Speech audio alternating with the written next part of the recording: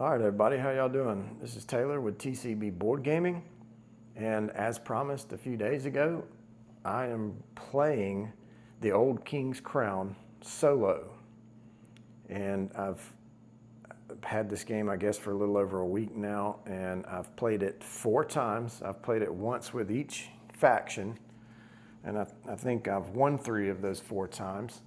And I'm enjoying this game. I've had a lot of fun playing it. It's very seamless, or streamlined. All the steps are kind of laid out on the board. And once you've played this a few times, it's really not that difficult.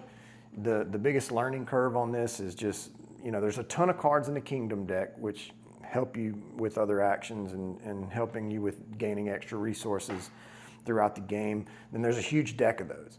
And so every game is going to be different in which cards are going to come out and be available, and they all take effect during the different seasons of the game. So learning when those cards can come into effect and what they do and how to use them, as well as how to use the cards in your deck and what the icons on those mean and how to play them to your advantage, and probably the biggest learning curve. And then learning the council.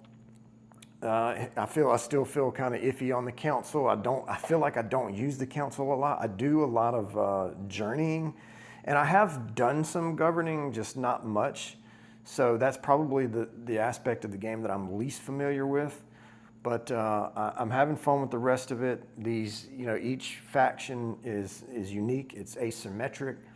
The tactics, it's difficult to kind of learn and remember what each tactic does for these different clans, I guess is what they're called, or these different factions. So really just learning the text and what phase of the game they take effect or you can use them has been like the toughest part of the game. Everything else, it's easy. I mean, you've got cards with strength numbers on them, and you're just playing your cards out. You're playing the AI, the sim cards out on the board. Randomly, and you can tell based on what the text is and the icons on the cards, kind of the strength and kind of what to expect. Sort of. I mean, there's always a few surprises, and you never know exactly what's gonna happen and how it's gonna play out, especially with the principal threat cards that the sim plays with. But it's been fun, and I'm really, really, really liking this game, and I'm gonna do a solo playthrough tonight. And I am playing with the Uprising clan or faction, and I think this was the very first one I ever played with. Like I said, I've played with all 4 of these, and I've randomly chose this one, the Uprising clan, for this video. So I didn't pick them because they were, I crushed it with them or they're the most fun to play with. I randomly drew. I put one of these supporter tokens, or I put all colored supporter tokens in a bag and drew it out, and that's how I came to play the Uprising. So that's probably going to be the slowest part of this video for me, is when you get into the spring step, because the spring step, this particular faction has a bunch of tactics that work during the spring. So maybe my AP will kick in a little bit and slow me down some in the springtime phase. But everything else is going to be a breeze, I think. I've got my sequence of play cards here next to me that are going to be helpful. There's one specifically for the solo game. And it's if I get tripped up, I'm probably going to try to run this video with no edits all the way through, because I just started this journey and I don't have anyone that's good at video editing, and plus that takes forever. This is just kind of a hobby for me right now. So not going to be a lot of editing. This is just going to be raw, uncut gameplay, solo mode. Everything's already set up. I've got the phase marker on the board, the turn order markers on the. Actually, I don't have. I'm just realizing now I need to put one of these. You take one of these bidding tokens, and you put one. They're the first player in the first round, so you just put one randomly drawn there. I've already shuffled their cards, their decks, the ambition cards, the scheme cards, the fog cards, their deck. I've obviously shuffled mine up and drawn my hand. You start with your leader, and then you draw 5 other random cards, because everybody's hand size is 6 at the beginning of the game. That could change later on, but for now we're drawing at 6. I forget what these tiles are called, these extra location tiles. I don't really want to get in the book, I'm sorry, but I've got them off to the side. I've got my resources here off to the side. And I don't know how this looks exactly. I hope it looks good. I'm only running 2 cameras, this one that I'm looking at here, and then this one on my left shoulder that hopefully has a good view of the board. But I'm ready to get this thing kicked off and going. And if you haven't played this game before, it's kind of you're playing out 4 different years, I guess, or in the short game at least. And I am going to play the short game for this video. And but 5 rounds, 5 years is a typical standard game, and then a 6 years is an extended game. But the 4 years is the short version. That's what I'm playing tonight. And you go through basically a start of the year phase, then some spring actions, some summer actions. The summertime is when the bulk, the real stuff, all the stuff happens. Most of the things are going to happen in the spring and summer, and in the autumn you're going to have some opportunities to govern and journey, and then a few activations of autumn actions, and then you move into the winter phase, which is essentially just to clean up and prepare for the next round. But you essentially skip the first phase of the game at the beginning. Like, I've already got my hand of 6 cards. That's really the first thing you do, and then the AI or the sim, the first thing that they're going to do is draw a fog card off the top of the deck, and then they're going to look at it, and then this is going to be the first threat of the game. This tells me that 1 fog card is going to come out during the clash phase, the summer phase. I don't know which region it's going to be in yet, and fog cards are hurtful. They're going to hurt me in some way or hinder my plans, but that'll all happen. These autumn phases actions are all going to happen for them in the autumn phase. So that's the threat right now, Pitch Black Night. If there are 1 or more active player cards, that's me, in regions with fog, which there's only going to be 1, then the player must move 1 of their cards from each region with fog to the lost pile. So I'm going to want to remember when I'm playing out my cards, I'm going to want to remember that that's going to happen in the autumn phase. If I don't play my cards right, I could lose some cards to the lost pile. So that's the first thing that happens. That's the first thing that they do. There is no determination of the turn order. Nobody's got any influence yet, and they always start as the first player. So next thing we're going to do is move along here to the spring phase, where we're going to place bids and resolve them. And we're going to do that in order to kind of claim some of these kingdom cards. And this could slow you down some, because I want to reach up here and I want to look at what kingdom cards are available. I know that the icon on this ambition card, I'm not going to flip it yet, but this is telling me that they're going to prioritize these Council of Secret cards, kingdom cards. So if they win the bid, then they're going to scoop up 1 of the 2. There are 2 of those cards in the kingdom row. So this card, when it gets flipped, will have an arrow on it, left or right. So if they win the bid and go first, they'll choose 1 of those 2 cards, and then I'll get to choose 1 of the remaining 3. And sometimes, not in the first round, because I don't have any kingdom cards yet, but sometimes these cards will tell the AI player to steal a card from me.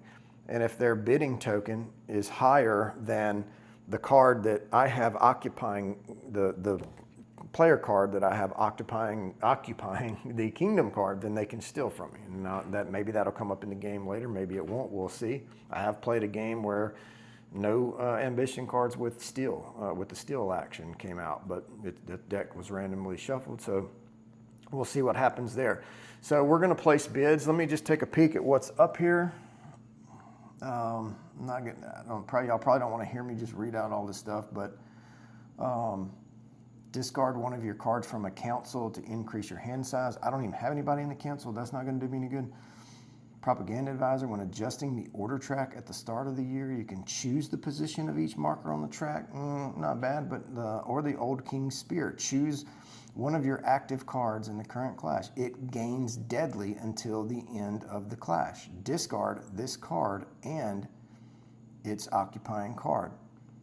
Okay, that might be helpful. And then the airship docks whenever any of your cards are removed from a council and blah, blah, blah. I don't even have anybody in the council right now. Doesn't mean I'm not going to have anybody, but I'm going to eyeball this Old King's Spear. And I know that it's not a card that they're going for. So I don't have to bid very high here to get this. The only thing you have to consider is that if you play a low card to bid and win that, then essentially they'll have a better opportunity to steal that from you on a future turn. But that's the card I'm going for. And because I have a 1, a 4, a 5, a 7, and a 9 in my hand, I am going to lay out my 4 here for my bid, and I'm just going to see what happens here. I have a 1. Matter of fact, why wouldn't I play my 1? And I probably change my, because there's no other special effects on these cards that I would use later on. They both have the same journey token icon if I journey with them later. I am going to do that. I'm going to play my 1, and I'm going to hang on to my 4. And then you just, when it's their turn to bid, you just draw a bidding token off the top of their deck. We've placed our bids now. Let's resolve them. They played a 7. They get the first pick. So I am going to flip the Highlands, or the Ambition card here. And it says here, you'll see, that they will attempt to steal, but I don't have a kingdom card to steal, and they're going first. They're buying the first card because of the higher bid, 7 to 1. So they're not stealing, but they're going to take that card on the card on the left. So this is the card they're going to take, Propaganda Advisor, and then it just goes also when there's 2 available spaces, 2 empty spots or 2 full spots, then you use the arrow, which is pointed to the left. So this is going to go in their open spot on the left. It's going to be occupied by their 7 token. Okay. And then I'm going to give them a reward in just a second. But then I'm going to take this Old King's Spear card, which is going to allow me to activate the deadly action during a clash coming up. I'm just going to put it on my left, and I'm going to occupy it with my 1 card. All right. Probably be stolen later, but that's okay too. Then we're just going to clean up this kingdom, or the road, old road. What's it called? The something, oh, the Old King's Road or something. Anyways, that's going to be my discard pile. This card gets all the way flushed all the way to the right. Then the next one comes out and fills that space. The next one comes out and fills that space. And then this one gets flipped to the top. Okay. That spring step, placing bids, resolving bids, has happened. And then now we're going to come over here and in turn order again, placing heralds. So in turn order, they're first. So the first thing that's going to happen is you look at your ambition card over there for them, and you know that they're going to place their herald in the Highlands, which is their priority, which is up here, Highlands, Plateau, and Lowlands. And then they're going to place this guy on their herald on the left side of that region based on their ambition card. All right, so now I get to place mine, and I think that, and I don't know if this is the meta, you know, whatever, but I think it's, especially with me, I have a great, you know, Kingdom's Favor special ability that happens in the spring, which will allow me to look at face down cards in any region. So I want that. So I'm going to prioritize the harvest field, and which for them, it's going to be their next highest priority. Highlands is priority, Plateau, and then Lowlands.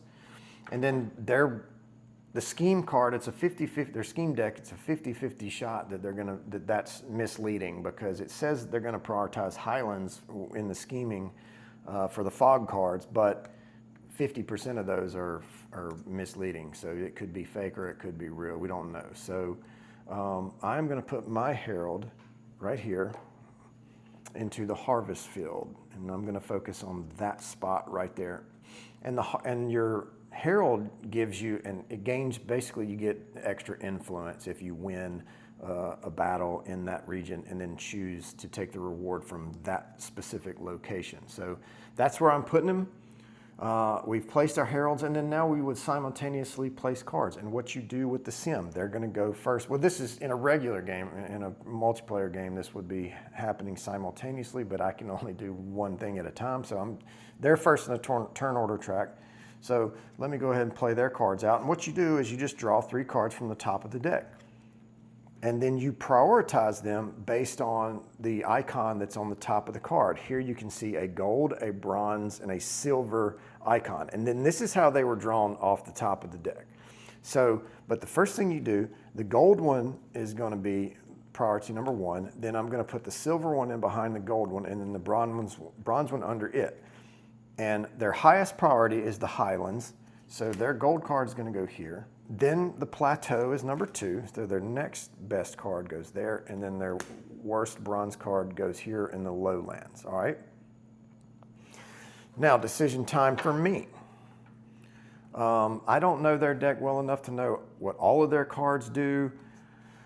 I would love to win this. I would love to win here. I'm going to play my highest card and see what happens here. So I'm going to place, and I'm going to play them face down. That's just, I don't know. I like to do it like that. I don't have to because obviously I know my own cards. Nobody else that is here. But this is going to be a tough spot for me to win, and it may even be prioritized with the fog. So I don't know if I just kind of want to give that up.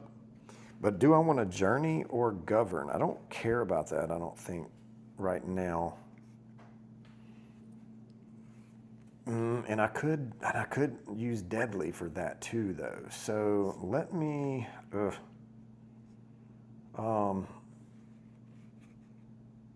This is tough. All right, we're gonna come down here. I'm gonna put my. Should I put my 9? It's tough, but then we can also put supporters out too that might help me. And that's their scheme deck determines where their supporters go to. So let's. This is tough. Because don't forget I can activate deadly. Let's use my 7. I'm going to put my 7 here. I'm going to hang on to my 9. And then I'm going to come down here. I might want to deploy later on in my autumn action. I'm not going to burn my 9 on with one of their bronze cards, but the lower I have, well, I'll tell you what I have noticed is that some of their bronze cards have the deadly aspect on them. So I'm going to put my lowest card here that has a shield on it. So maybe if they come out with flip a deadly card here, my card will not be eliminated from the game. So I've got 2 cards left in my hand, a 5 and a 9. That is placing heralds and placing cards. So now we're into the spring step, which is when they're going to reveal their scheme card and place out fog cards. So, and they're actually going to do that first because this is spring step happens in turn order. So we are going to reveal a scheme card here. And in this particular card, every one of these regions has their supporter icon on it. So they have 3 supporters. They're going to place 1 supporter in each one of these sections. So I'm going to do that. They're going to go 1, 2, and 3. Okay, and this was a true card. It said Highlands on the back, and then they're prioritizing Highlands. But in this case, each region got a supporter, and so that's the spring step for them. There are no other spring abilities for them at this time. Now, this is where I might have a little time. Might want to take a little time to think because I've got some tactics here. I don't know if anything is going to benefit me. I don't necessarily want my king or my leader card to gain deadly because my spear is going to give me the ability to play a deadly action if I need to. And then each opponent discards a card from their hand for each kingdom card that you occupy. That's something that maybe I would want to play later when I have 2 cards. I can't do the spy network yet. So that's it. I'm not going to do any other spring actions except for placing out some supporters. I think I want to put 1 supporter out here into the first section. I want to put one supporter out here in the harvest field. That's a 10, I believe. Yeah, so now I've got 11.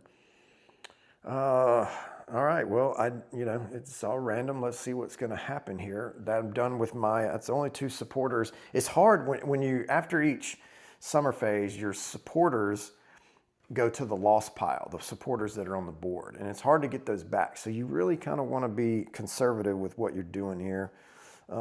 So I have, and in my setup, I meant to place 3 of these over here next to my safe house's ability, my tactic. Well, and if and when I activate that, I'll go through it. But that's both of our spring steps. All right, so now we're going to get into the summer where I am going to place clash markers because I'm the second player in the turn order track.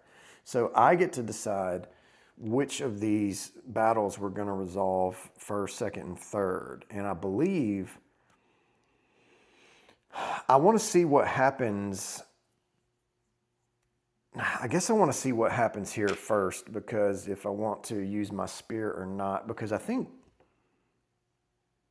yeah, so choose one of your active cards in the current clash. It gains deadly until the end of the clash. And then it says discard this card and its occupying card. So that's only a one-time use, one clash, one time.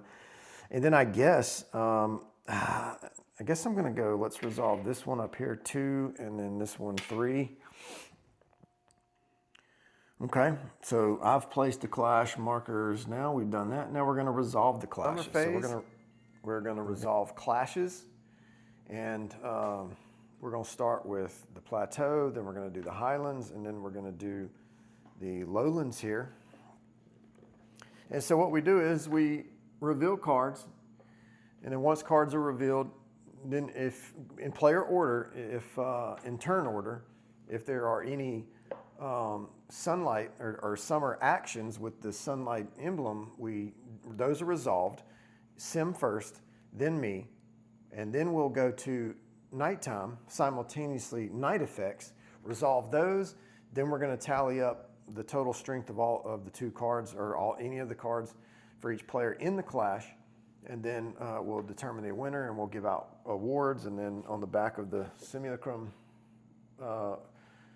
sheet here, or the sequence of play, there is a list of rewards here that the sim is going to get for winning battles. I hope that doesn't happen, but hey, probably will. Can't win them all.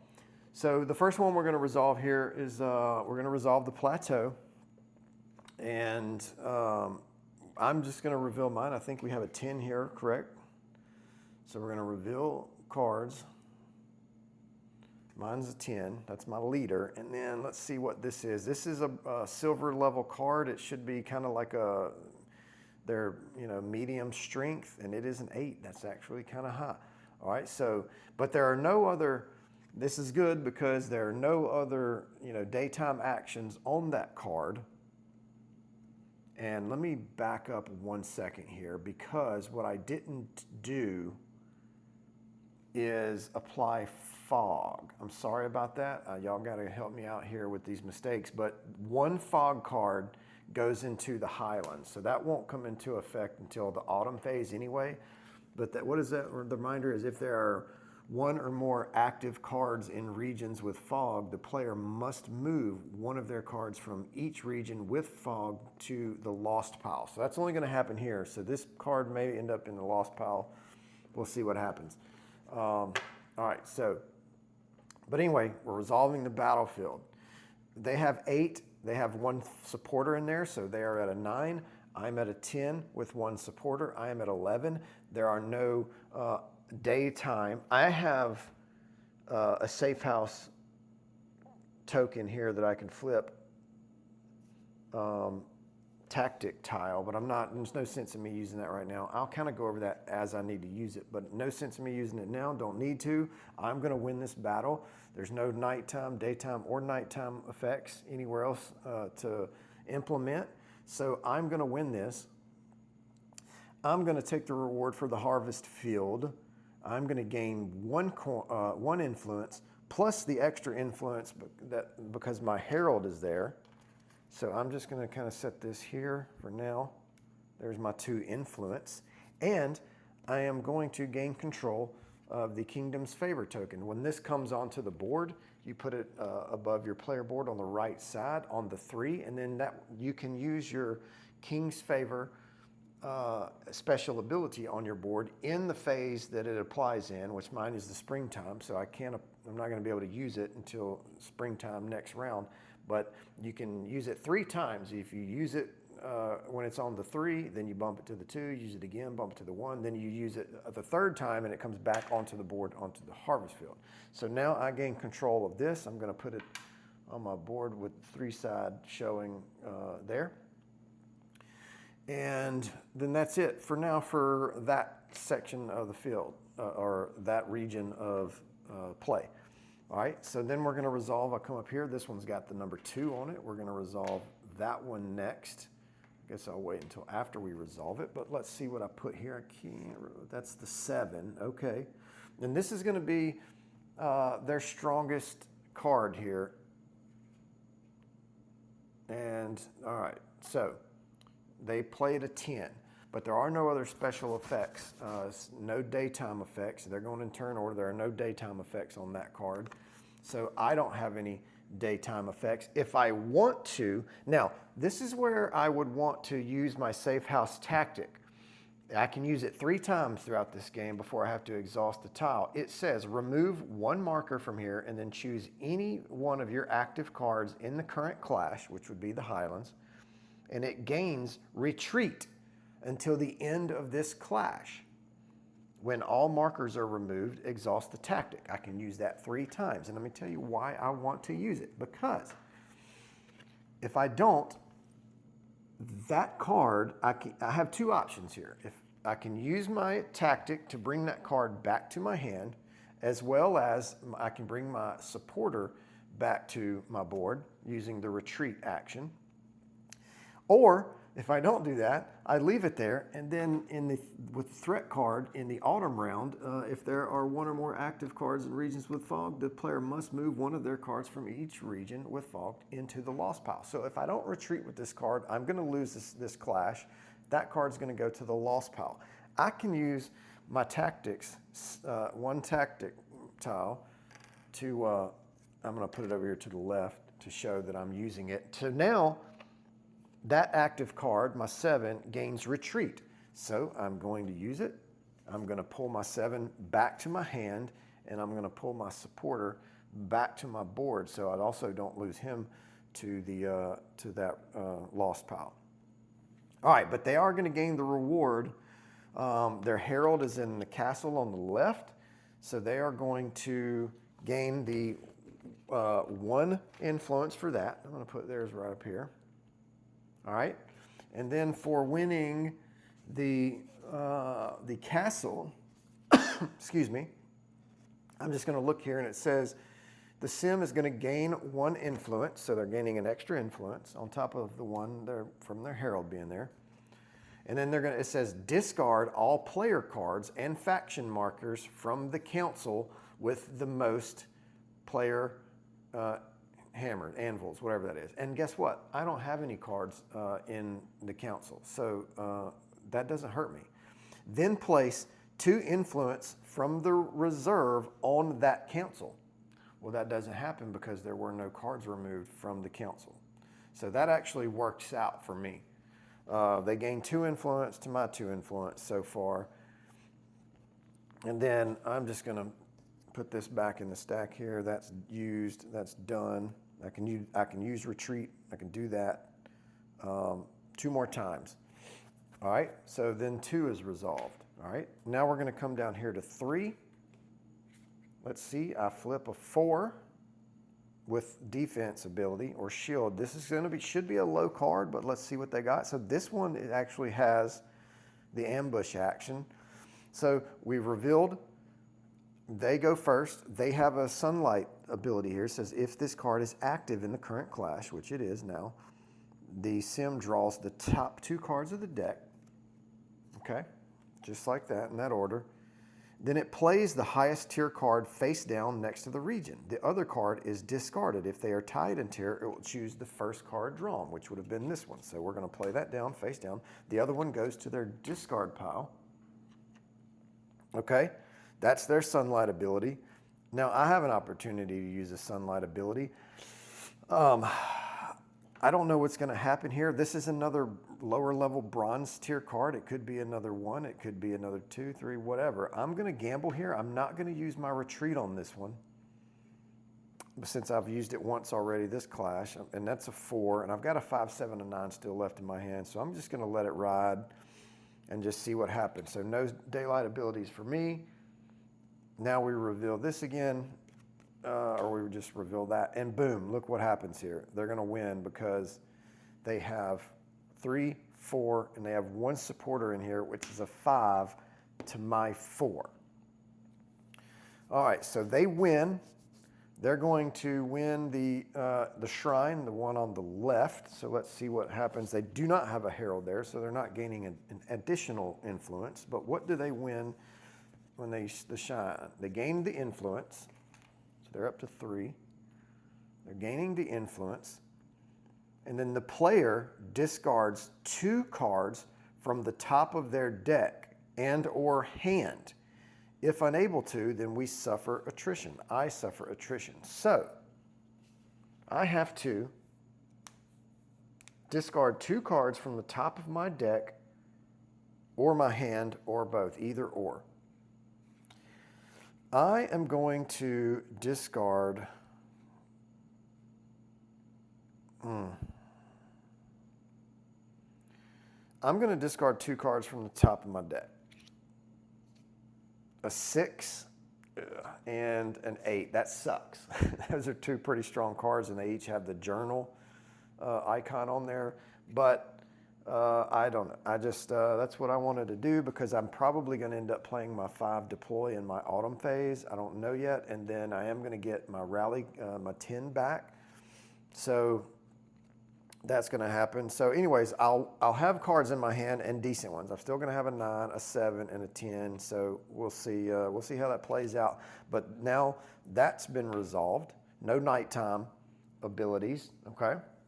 And so, now we're moving along here to the autumn phase, and in turn order, they've got a few steps to follow here. What they're going to do is they are going to activate any autumn actions, which would be on their cards or on their threat. So this is where nothing's going to happen here, because this would have sent cards from the Highlands on my side into the lost pile. I don't have any, so nothing's happening there.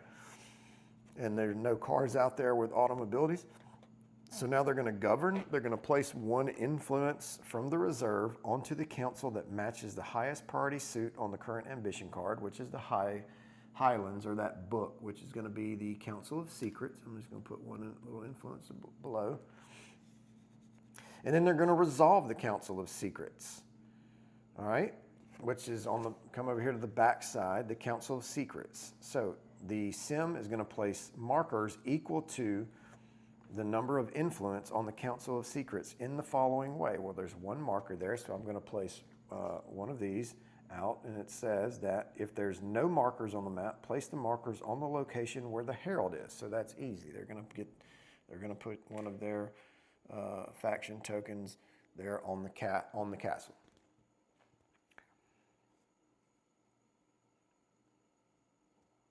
All right, and that is that. So then they would also resolve the Council of Oaths if they had any influence on the oaths, which they do not, so that doesn't happen. And then they journey. They're just going to gain 1 lore. I'm going to put that on top of their, I don't know what that's called. I probably should get in there and figure that out, but I'm not worried about it. But I'm putting it on top of their 3 special cards that they can bring in later on.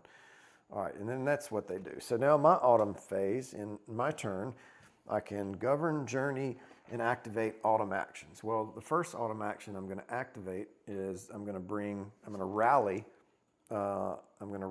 my 10 back to my hand, my leader.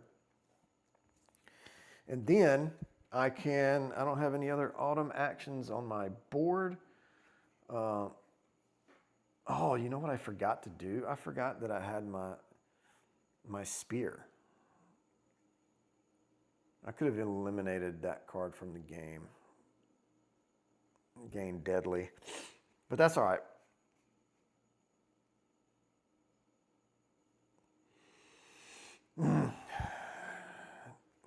Slipped up, but that's all right. I'm not backtracking on that. That would be brutal. And I couldn't have done it in the only other place I would have considered, or the only region I would have considered doing that would have been the very last one here, and both of their cards have defense, so not going to do it. So that sucks. But I forgot about my kingdom card. See, I'm human. I'm going to make mistakes. It's hard to keep up with all this stuff, especially when you're worrying about streaming and talking and then kind of doing things in a good steady pace in order not for this thing not to drag out and for y'all not to skip to the next video or skip to something different. But all right, so we resolved that. Am I going to govern? I'm not, probably wouldn't hurt. But I'm not. I think I'm going to, or maybe I could journey. I don't want to journey with my 9 because I need my strong cards. Maybe I'll journey with this 7. I'll tell you what, I will do that. Okay. I am going to journey with my 7. All right. And it's got a journey icon on it, or a map icon, which means it doesn't have to go to the lost pile. It can go to my discarded pile. And then I gain a lore for that. And I'm just put that right there. All right. I did that because I still have 3 cards in my hand. I'm not going to govern. Y'all, if y'all think I should govern or should have and made a mistake here, help me out. Shoot me a comment. I just don't, this is only my 5th time playing this thing, man. I'm not a pro at it by any means, but just, I don't know. I think I want to hang on to my cards for now. Oh, I did. Oh, I was going to deploy. So thank you for reminding me. I am going to deploy my 5 here to Necropolis as an autumn action. So I will do that. So what you can do, if you've got a card in your hand with the deploy action on it, and a 1 or a number, then you put it into an area on the board, one of these 3 regions with an influence token on it, and then when you remove the cards during the winter phase, that card actually stays. You take the influence off of it, and then it stays there for a future clash in the next round. So I'll start the clash next round with a 5 there, and then I'll be able to put an additional card there too. So setting myself up to hopefully try to win this next round. But so the reason I want to do that is because I want to shuffle my discard pile and draw those 3 cards that I just had to discard back into my hand. So there's a reason. There's a method for the madness. But that's all I'm going to do in autumn. So then we're going to move into the winter, which is basically the cleanup, which in a multiplayer game, this will be simultaneous, but I'm going to do them first and then me. So they're moving the Herald. I'm just going to read this because I don't want to skip anything. Moving the Herald, then they're going to move 3 supporters on the map back to the board. They only have 3, so they go back to the sim board over here off to the side. And then if there had been more than 3 on here, the other ones would have gone to the lost pile. But then they're going to remove their active cards, and then at least the ones with no influence, which none of these do, so they're all going to their discard pile. Okay. Remove the threat and the fog. There's only 1 fog card out there, so we're gonna get the threat and the fog. We're just gonna shuffle these 2, and then they go on the bottom of the fog deck. Okay. And then we do the same with we're not gonna shuffle, but we're going to remove the current ambition and scheme cards. That ambition card goes to the bottom of the deck. This scheme card goes to the bottom of the deck.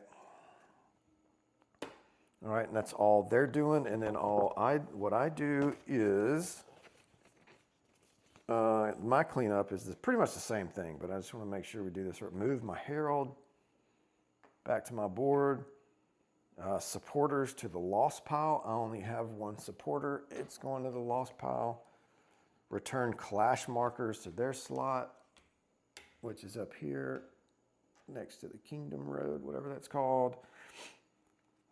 and then remove active cards to the discard pile. But active cards, only active cards without influence. If an active card has influence on it, instead remove the influence. So this one's coming back to my discard pile. And the 5 stays, we remove the influence. And then advance the round track. All right, so that is it for round 1.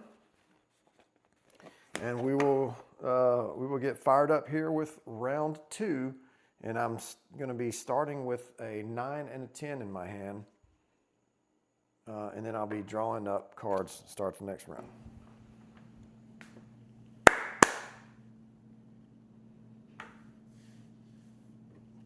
All right, everybody, it's me again. You may have noticed that my shirt has changed and there's a little bit more light in here.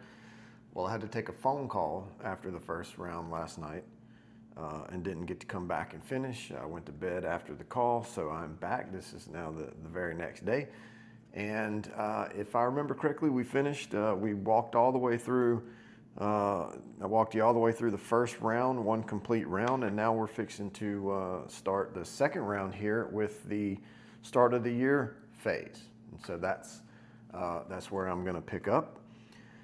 And the first thing that I'm going to do in the beginning of this round is draw up to my hand size, which is 6. So 2 cards, 3, 4, 5, 6. And I'm OCD. I'm going to organize them in my hand in ascending order. And these cards are not very good. I mean, I still have my 9 and my 10 left over from the first round, but I just drew a 0, a 2, a 3, a 5. So that's what I'm working with in the second round here. So I've drawn up. The sim is going to reveal a threat card, and that card, let me show it to you here. It is called Out of the Paw, and it does have a, and I noticed, I remembered in the first round I was calling daytime actions, you know, or summertime actions, daytime actions. I'm doing it again actually. So, but anytime I say daytime, if I do it again, even in this this playthrough or the continuation of the playthrough for the rest of the game, just know that if I say daytime, I mean summer. I'm sorry about that. But this card has a summertime action on it for them. That'll happen when we start the clashes, but all 3 regions are going to have fog cards. And I'll get into how that's going to affect me when I get to that point, but we have drawn cards now.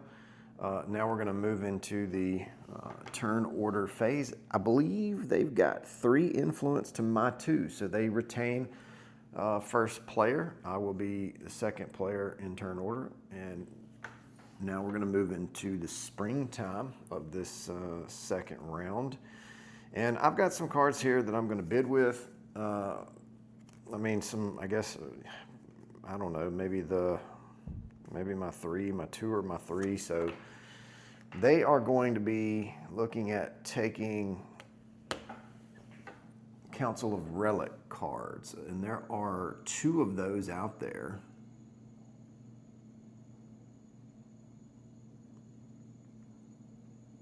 I'm just reading these to see if either of these or either of those 2 if they're ones that I'd like to take.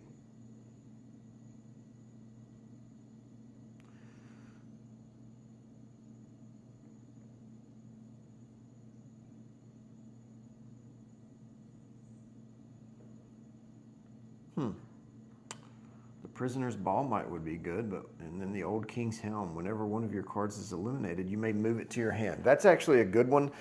I'm going to bid low for that. That's the one I'm going to take, the Old King's Helm. It's going to keep me from maybe from attrition happening later on down the road if I can keep cards in my hand. I am going to bid, just going to bid my lowest 2 card here. And if that Kingdom card gets stolen later on, it just gets stolen. But I'm going to bid low, and then they're going to draw a token off the top of their bidding token stack. And let's resolve the bids. What do you say?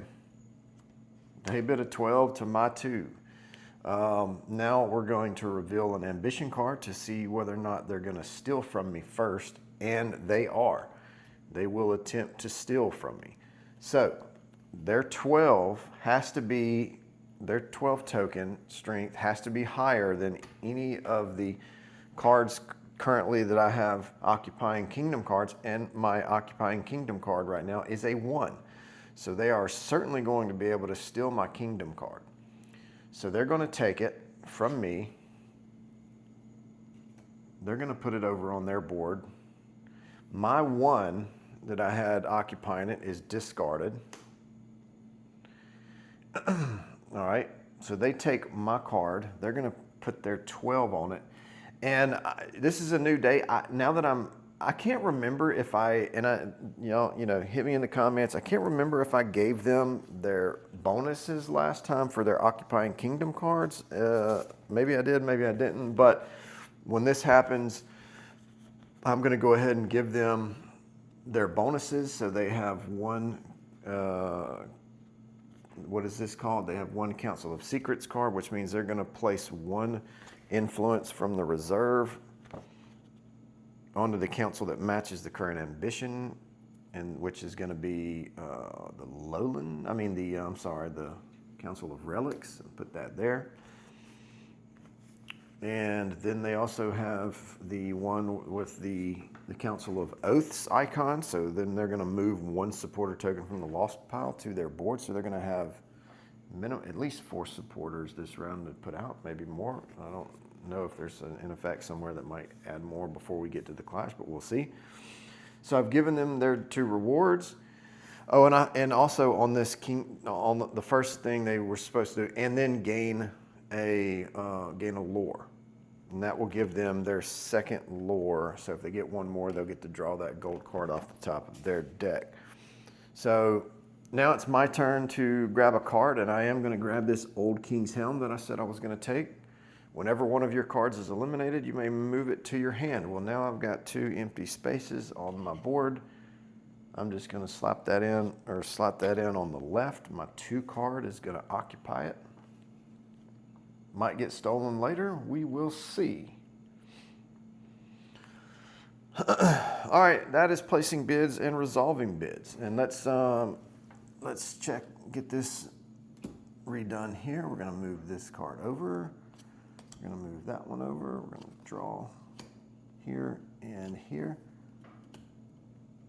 Move this token over to the in turn order. They're going to place their herald, and their herald is going to go into the lowlands on the left. All right, so lowlands on the left here. That's where their herald is going to go. I am going to place my herald. What do I need to do exactly? The Kingdom Favor I have, but I don't want to give it up. And I don't know if I mentioned this earlier, even though I just won the Kingdom's Favor token and haven't used it yet, they could essentially win it back, because if they win the battle and they will be taking the award for the Harvest Field if they win the plateau this round. So they would essentially take the Kingdom's Favor token from me, whether I've used it 3 times or not. So something to consider. But I'm down some influence here, and I think in order to retain the plateau is going to be the kind of their 2nd most favorable region, where their 2nd highest ranked card is going to go. And they do have a gold card on the top, which is going to come down here to the lowlands. So I do have a 5 here that was deployed from the last round.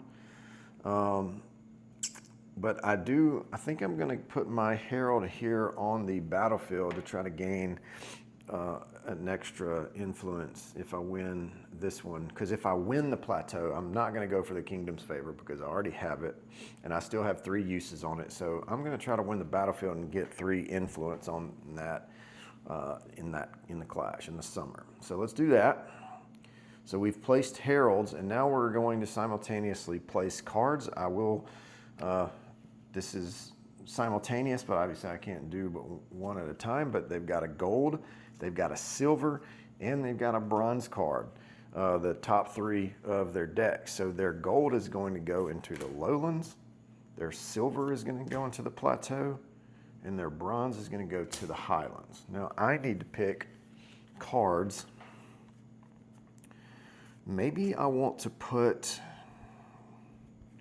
tell you what I'm going to do.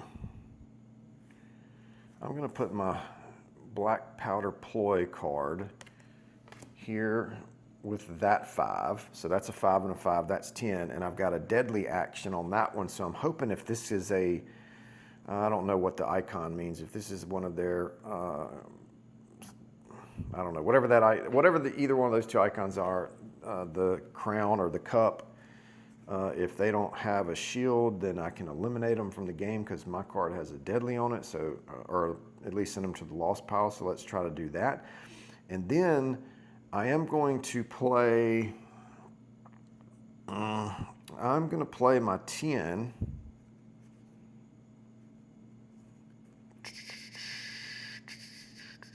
Ugh. And my 9 or my 10. I'm going to play my 10 here in the plateau. And then I am going to,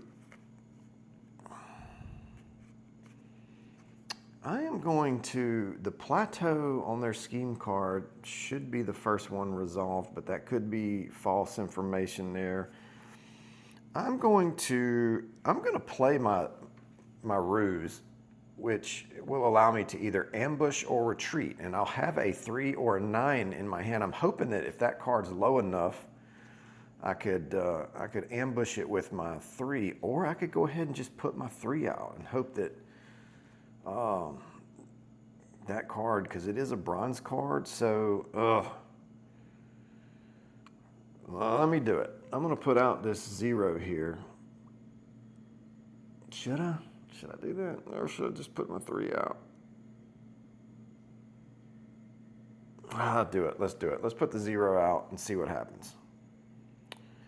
No, I'm second guessing that. I really want to put this 3 out and keep the 0, but I just, man, I really want to win as many of these clashes as I can because I'm behind. So let's just go for it. Let's just, I'm leaving a 3 and a 9 in my hand. I've got an ambush or a retreat card here. I've got a card here with deadly on it. 10 power here, 10 power here, to be determined here. All right, and let's do that. So we've placed our heralds, placed our cards. Now we're coming down to the spring step. They are still first in turn order.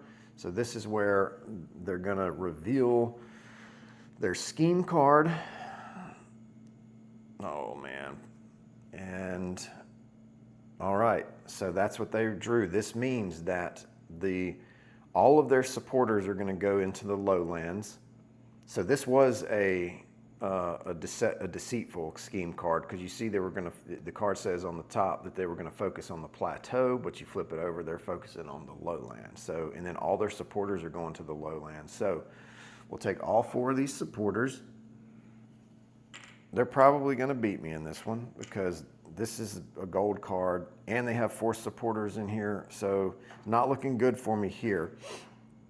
But maybe I can do something with some tactics over here. I don't know. We'll see. So all their supporters go into the lowlands, into the spring step. They don't have any other, the threat card doesn't have any spring steps on it. So that's all they're going to do for now. Then I'm going to do my spring steps here. So I've actually got the spine network. And what I'm going to do is I know my 10 is here. I can swap. What I'm going to do is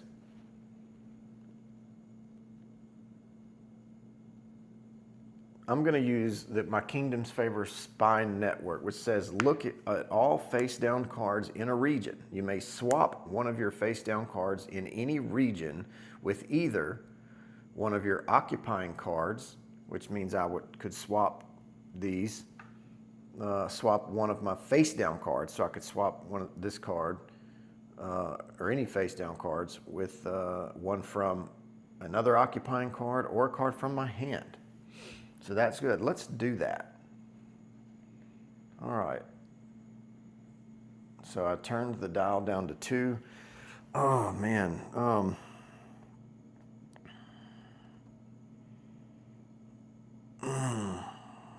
Do I want to look at this? I mean, I know it's going to be a strong card already.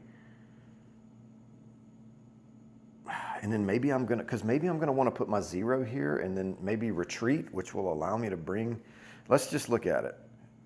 So I'm going to look at that. It is a 3, which is good, but it's going to allow me to basically ambush. So, man, you think I'm going to pull something? I see they've got a silver card at least on top, but they could end up with a gold under that. I don't know. I am just going to, do I want to leave as is? Move my 10 down, or I could at least put out some support. I'll tell you what, this is tough. I definitely don't want to use Deadly here because their card here has a shield on it.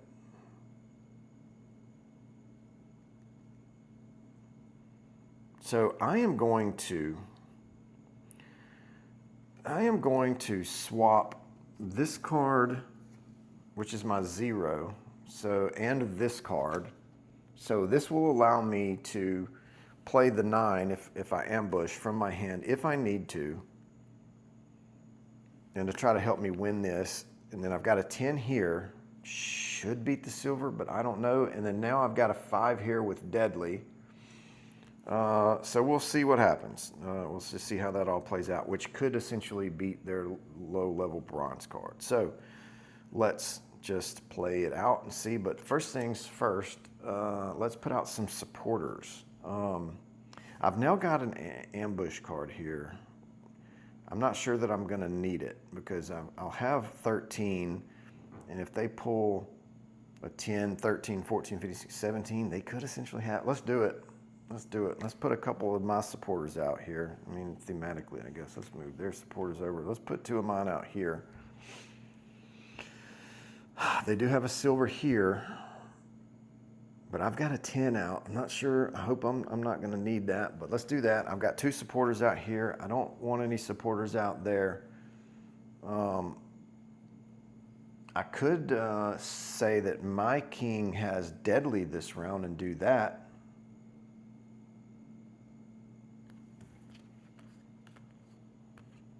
Let's do it, because I could essentially end up eliminating a couple of different cards this turn, because if I eliminate that card and 1 card here, I also, if I use my School of Streets, my crown card, my leader card would gain Deadly. And then for the rest of the round, when any of your cards eliminate 1 or more cards, I can gain an additional influence and an additional lore. So I think I'm going to use that. So I am going to use that.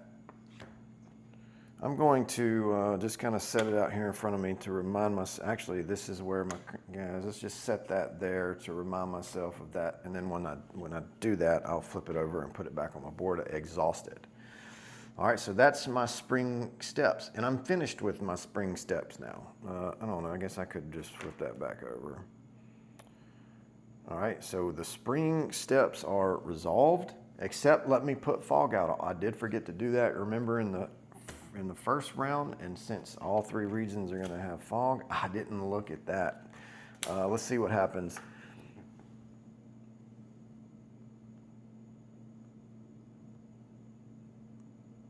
Well, they're also going to draw cards this round. Okay, for these 2 areas. That's a really freaking tough threat card. But let's see how it plays out. Those are all the springtime actions.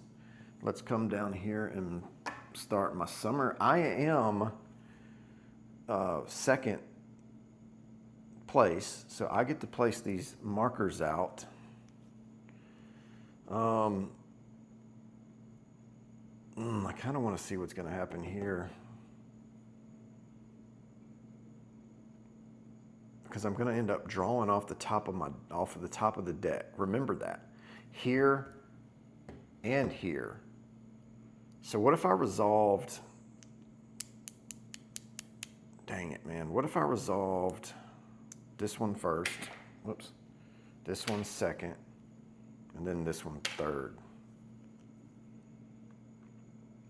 That way, because I know the silver is going to go, I don't want to stack up another silver here because they're going to essentially, well, that's not going to happen here anyways. It's only going to happen here. So I'm going to do this one first because I don't want two silvers here. I want a silver here because I know, it could end up even being a gold. I don't know what's below their silver card, but let's just do it this way and see what happens. All right, we've placed the clash markers. Let's resolve the clashes. So we're gonna resolve region number 1. Yeah, I moved my 5 up here. The black powder ploy, eliminate all opponent crowns in the current or chalices in the current clash. You know what? I didn't pay enough attention to that. Human error. Because I'm not eliminating any cards, I'm just eliminating all opponent king and chalice cards, but that's fine. They may end up with one here in this card, but that's revealed. They revealed a 3. Okay. But because that was a bronze, so now, well, first of all, I guess let's look at summertime actions here. So they have that going on up there. Their threat card says that if the threat only had a bronze or a silver tier cards active in the current region, which they do, then they're going to draw the top card of its deck and make it active. So now they're at 8 to my 5, and both of those cards have shields. So that means that I wouldn't even have eliminated them anyway had they been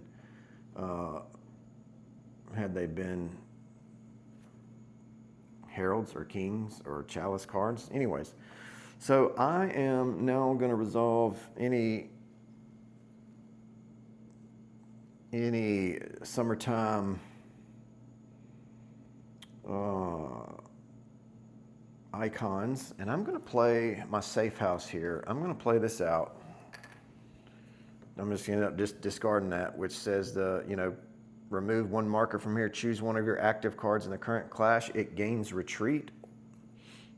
Okay. Until the end of the clash. So I'm just going to go ahead and we'll put this back in my stack. I've only got one more time to do that. And I'm just going to gain retreat. So this comes back to my hand. And it could come into play here in a second when I get to my ambush action here, if I do that. But that's been resolved. They're going to win the Highlands, and so let's see what their reward is for winning the Highlands. Or which one is? I'm sorry, the left one of the Highlands, which is going to be the castle. So they're going to gain an influence. It's going to give them 4. And then they're going to, says discard all player cards and faction markers from the council with the most. And I don't have any, so that's not going to happen. And then place 2 influence from the reserve on that council. So that's the second time in a row that hasn't affected me because I don't have any cards on the council right now. All right, so that is that. They're up to 4 influence to my 2. That one has been resolved. So now we're going to come down here to number 2. All right, so I've got my 10 played here, and then now they're going to play an 8. Okay, we've revealed. So now in turn order, daytime actions, they did have a silver card, so their daytime threat card is going to take place. And guess what? They have a gold card on the top of the deck, and they're going to make it active. So they have an 8 and a 5, okay, to my 10. So they've got a 13 to 10. However, both of these cards have deadly. So I could actually, I'm going to get a point here though for I don't know what's going to happen here, actually. I might have to get into the rule book to see what exactly happens when all cards are eliminated.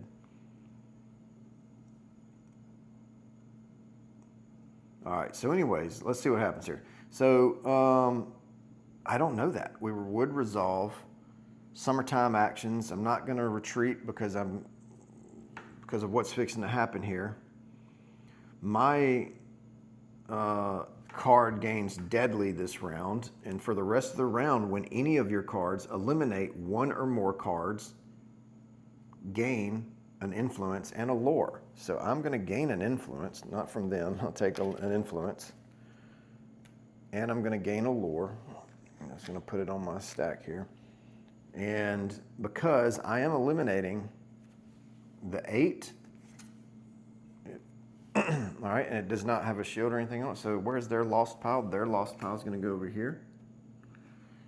And I am also going to eliminate their 5, but they in return are going to eliminate my 10, but my 10 has the armored symbol on it, so it's going to go to my discard pile. Their 5 is going to go to their lost pile. So what happens in the event? Now I'm going to just exhaust this because I got my rewards for that. Now let me get into the rule book here and see what happens when there are no more cards in the clash. Let's see.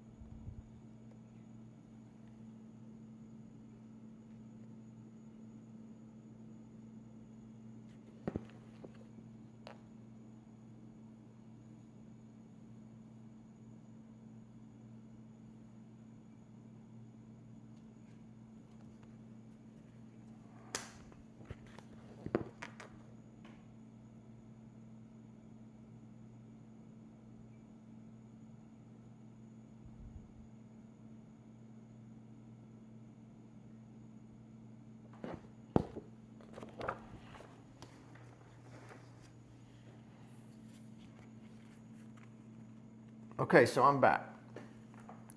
Two things are happening here. I forgot about using my old King's Helm Kingdom card, which says whenever one of your cards is eliminated, you may move it to your hand. So my 10 was just eliminated, and instead of putting it in my discard pile, I did move it back to my hand.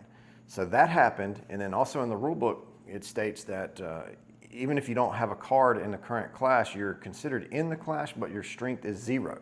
And because we both have no cards, we're both considered a strength of 0, we can either play another card or pass to essentially to break a tie.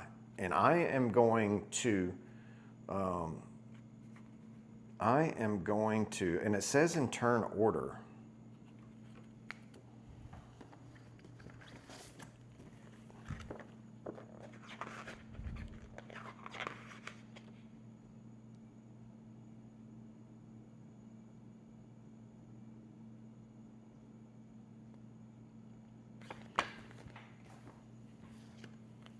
Okay, so they're going to play a card face down, which is going to be I didn't see that, it's going to be a bronze. I was about to flip it over though, but they're playing a bronze. So I'm wondering if I could play my Herald, again, a couple of things could happen. It still has, because I think this tactic card lasts for the rest of the round when any of your cards eliminate. So your king card gains deadly, which, man, it would be cool to play. I'm actually going to save it for this 3 spot, but I am going to play, and I don't know, I want to play a 5 with Let's play the 5 because I'm gaining a benefit from that too. Because it says each time for the rest of the round, when any of your cards eliminate one or more cards, gain influence and lore. So let's play the 5 here and hope that my 5 is going to beat a bronze level card. So I'm going to play the 5 here, Black Powder Ploy, that came back to my hand earlier in a retreat. And then I'm going to see what they're revealing here. The 3 with the shield. Well, nothing's going to happen as far as any kind of elimination goes.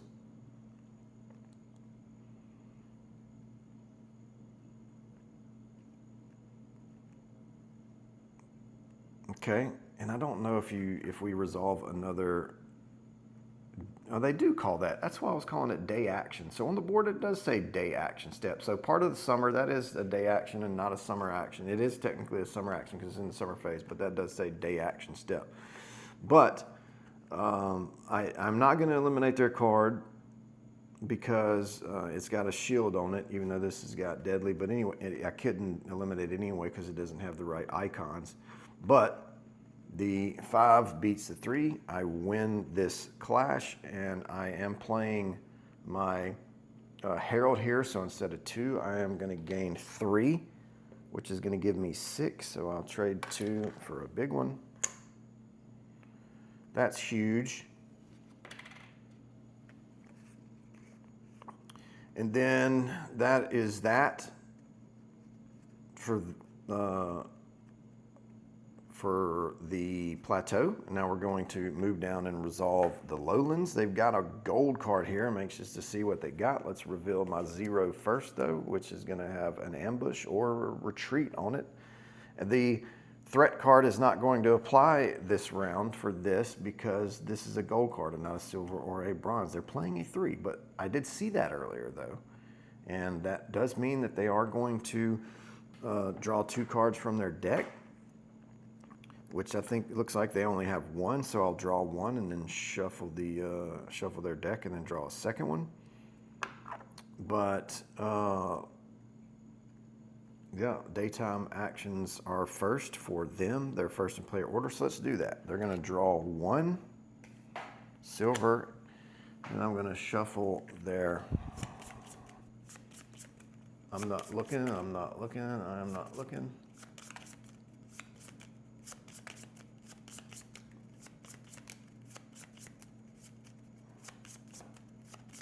All right, I'm putting face down, and they've got a bronze on top.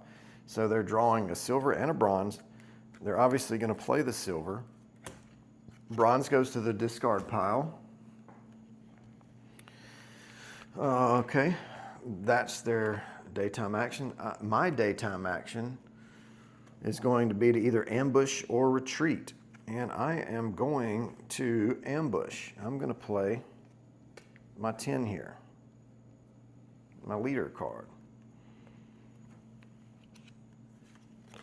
And they played a 5 with deadly, so this is not good, but 2 of my cards, okay, I'm going to end up winning this. Actually, oh, look at the supporters stack, though. All right, so here's what we do. We're going to resolve daytime actions again, although the 2 cards or the card that I played doesn't have any daytime action. Now we're going to resolve deadly actions. Well, their deadly card is going to eliminate any card that I have over here without a shield, which is only going to be my 10 here. It's got armor, so it goes back to my discard pile where it was earlier. And I didn't get a chance to, I do get a chance to eliminate not only they eliminate me, but then don't forget, because of my tactics card, this guy can eliminate any card over here that doesn't have a shield, which their 5 does not. So their deadly goes to the lost pile. That's 2 of their 5. Sorry about being in the camera there. That's 2 of their deadly cards in the trash pile. These stay, but they have a 3. They have 4 supporters, so they have a 7 to my 5, 6, 7. Unreal. So let's break a tie. Guess what? They're drawing a bronze.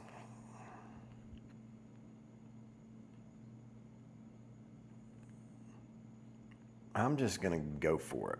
I need to get some, I need to shuffle my discard pile. I'm going to go for it here. Or should I just put a 3? I mean, that could be that's a bronze card. Let's just go for the win. I'm going to play my 9. And they had a 3 with a shield with no other actions. So I'm going to win that battle 6, 7, 8, 9, 10 to 14, 15, 16. Good for me, yay. And which one of these do I want to do? I'm going to choose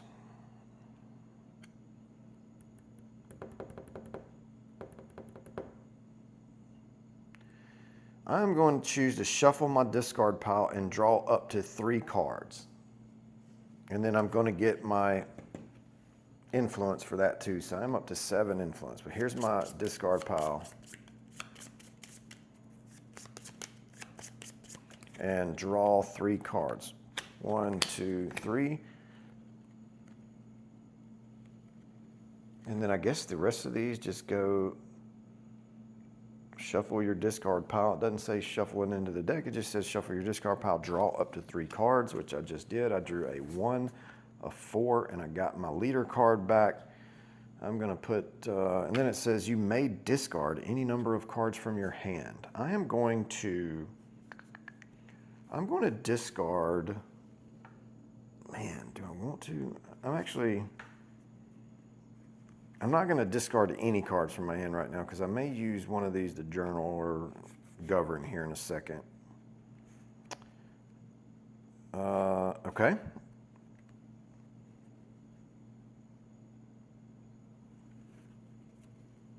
Why not? And also, because of my tactics card, my Herald did eliminate their 5, so eliminate one, gain an influence and a lore. So I do get to gain another influence and another lore. And I'm going to, I could buy my 11 card, and actually I will. I'm just going to spend those 2 lore that I had on top of that card. I'm going to put this 11 in my deck here. Or in my hand, I'm sorry. And now I kind of want to do discard a card from my hand. I'm going to,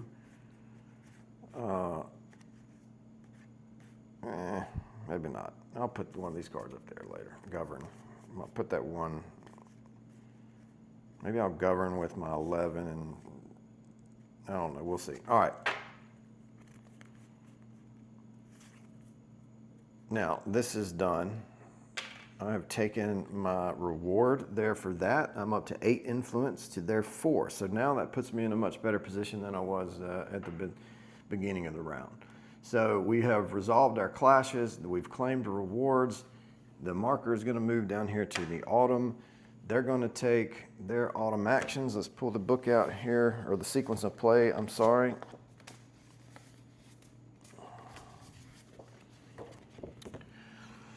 They're going to activate all autumn actions and or commands. They do have 1 up here on their 5 card. If this card is the only active card in the region, move it, and it's not, because there's a 3 right below it, so that's not the only active card, so that's not going to happen. That's the only autumn action they have. Okay. Then they're going to govern. They're going to place 1 influence from the reserve onto the council that matches the highest priority current ambition card, which is going to be the Council of Relics. So they have 2 influence there now.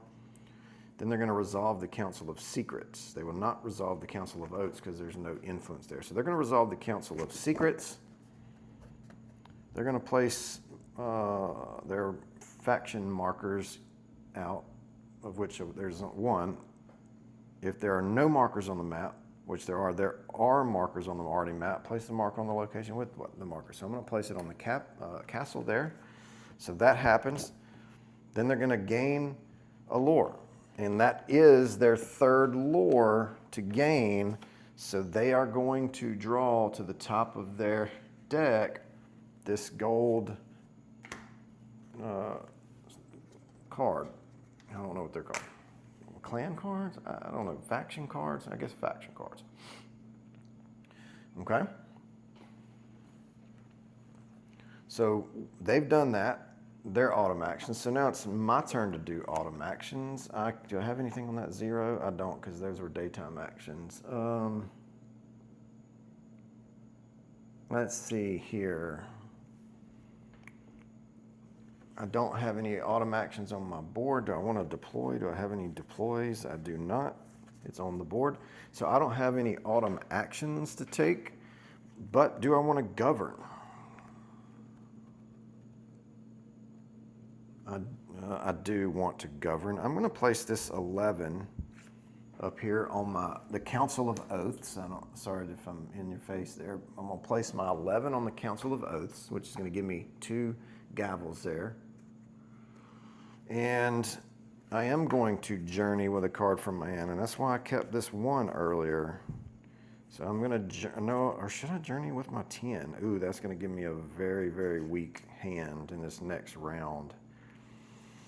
Do I want to send my 1? I'm going to journey with my 1, and I'm going to send my 1 to the lost pile. And it had 1 lore on it, so I will take 1 lore. Kind of, strengthen my hand, I guess, a little bit. But now I've got a card in the lost pile. All right, so I have done my autumn actions. Let's move on to the winter here, and this is simultaneous, but what are they doing in the winter? They're going to remove their herald back to the board. Move supporters. 3 of the supporters are going to go to their board. The other one is going to go to the lost pile. Okay. They're going to remove their active cards.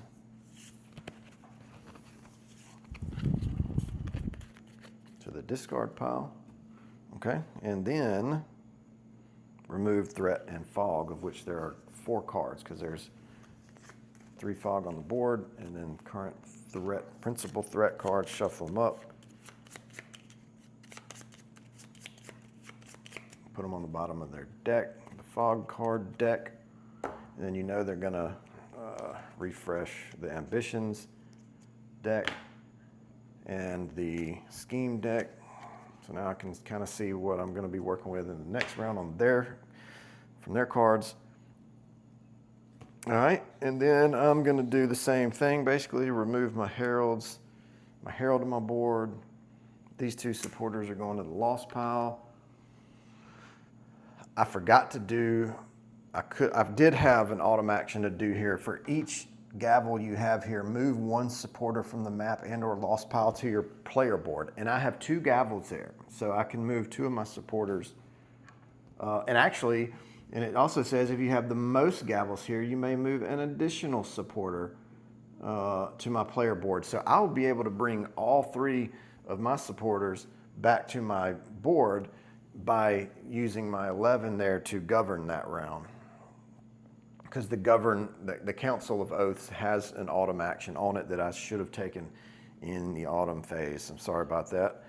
I told you I'm human. I'm going to make mistakes. It's hard to keep up with all this stuff while trying to coach on it too and stream, or record. All right. So that's the last action. Okay. Well, let's remove my cards to my discard pile.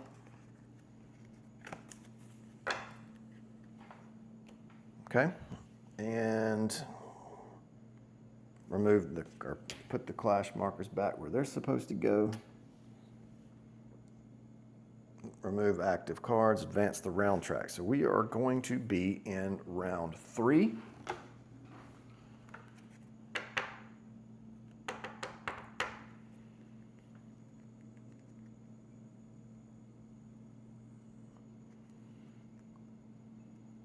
All right. Draw cards for me. I've got 3 cards in my hand, so let's draw. I think I have 3 cards exactly. 1, 2, 3. So now I'm working with, it's not a strong hand, but maybe there's some cards in here with some actions on it. I've got the 0, the 3, a 4, 2 5s, and a 10. So we'll see what I can do with that here in a minute. They're going to reveal a fog card, which would be a principal threat. So 2 regions are going to have fog in the summer. then we're going to determine the turn order. Well, guess what? My 8 influence to their 4. So I am considered the first player now. Let's swap those around. All right. Now we're going to bid for kingdom cards. So what is out there? Let me take a quick peek.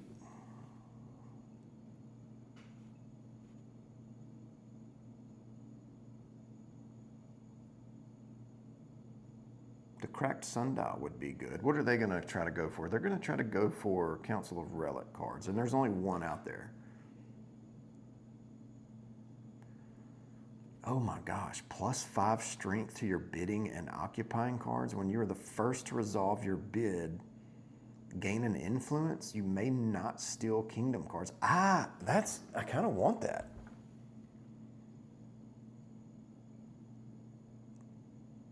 Add 5 strength to your bidding and occupying cards.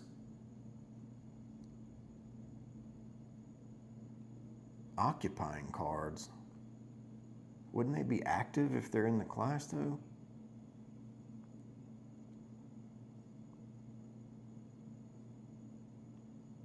Ooh, I kind of want that. Or do I want to steal something from them?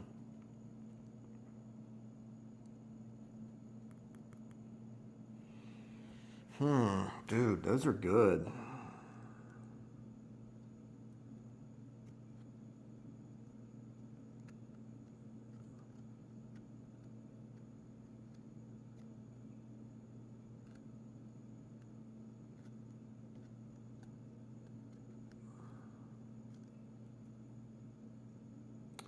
All right, well, I am going to go for the White Watchtowers, and I'm going to have to outbid them. Their 12 has been played. I see their 7 has been played. They've still got a 10 in there and a 9, I believe, in the stack. Ugh. I just don't want to bid a 10. I don't want to give up my 10 to do it because I just don't have a strong hand this round.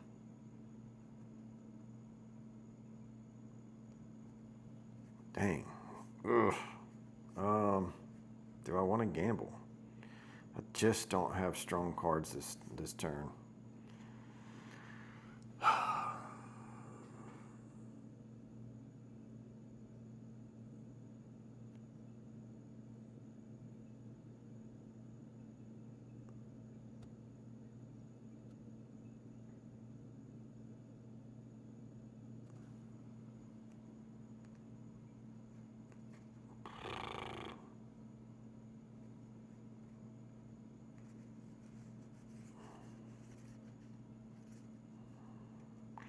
I kind of want to.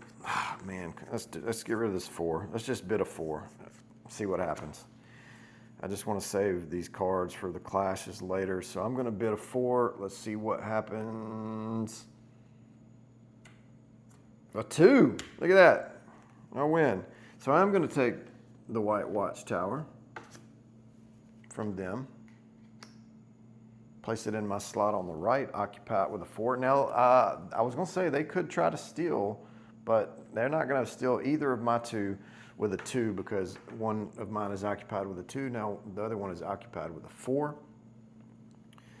So, but they are going to, well, let's reveal, first of all, reveal their ambition card. They would have attempted to steal, but they can't steal either of mine with a 2.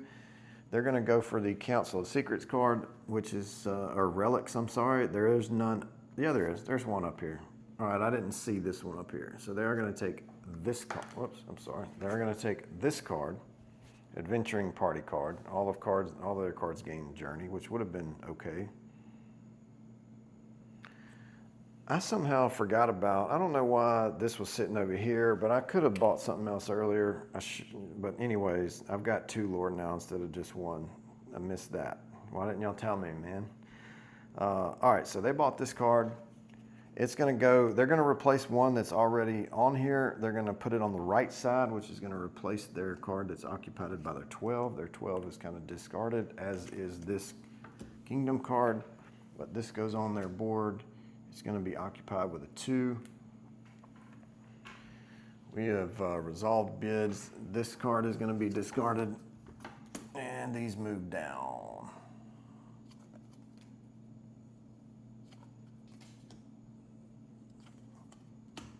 All right.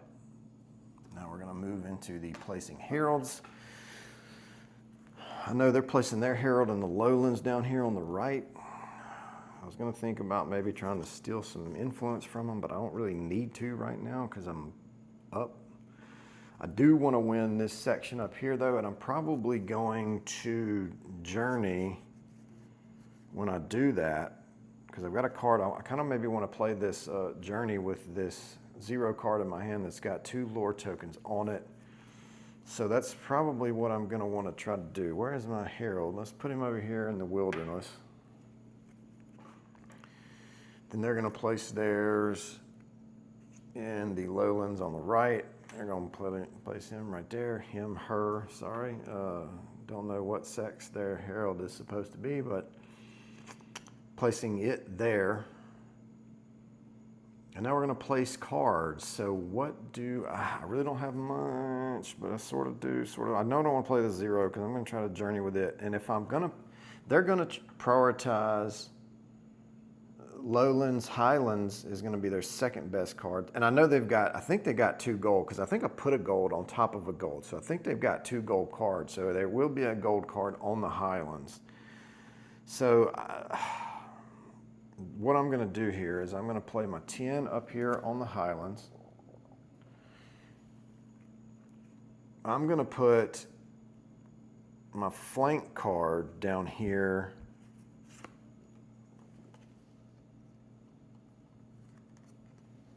on the lowlands because on their scheme card, the lowlands is showing on the top. So that could be where the first, if that's not a manipulation card, the lowlands could be the first region resolved, which if I don't like what I see here, I can move my flank card up to a different location. But we'll see in a second here. And then Lowlands, Highlands, and then the Plateau is not gonna, or do I want to play?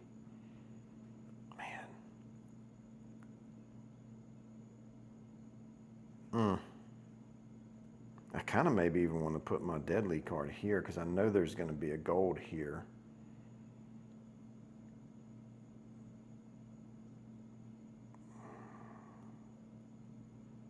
Let's try to eliminate. Let's do that because I don't really, I'm not really. Let's put my 5 here. I've got the 10 there, and then maybe let's see if I can get this flank. See if I can do something with this flank card here later on. I think I like that. And then they're going to place their 3 cards. One, yep, they've got 2 gold cards and a silver, so they've got pretty strong cards. So the first one is going to go on the Lowlands. Second gold card is going to go on the Highlands. And then their silver card is going to go in the Plateau. All right, and then we're going to move into the spring action step. So now I'm first player. So now I am going to resolve any springtime actions. And I do believe, what is here, my flank?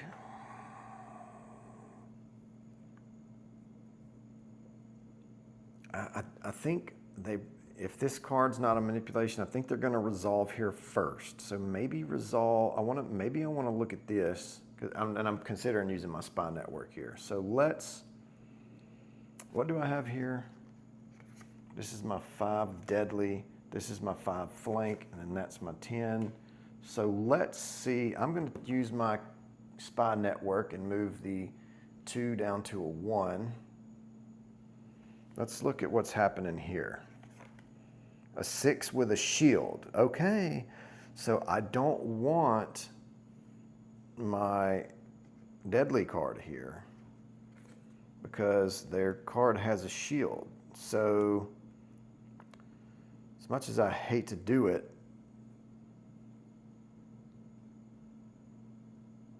What is the fog? What's going to happen here with the fog cards? Let's see. For each region with fog, if the first clash is declared as a win for the player, treat it as a tied clash and begin a new clash. Oh, that's going to suck because I'm just going to move my flank and my deadly card here and just see how that goes. Because I'm going to end up flanking. I'm going to end up using this card to flank to a different region, and hopefully there's no shielded card on their silver, but we'll see what happens. So I used that action.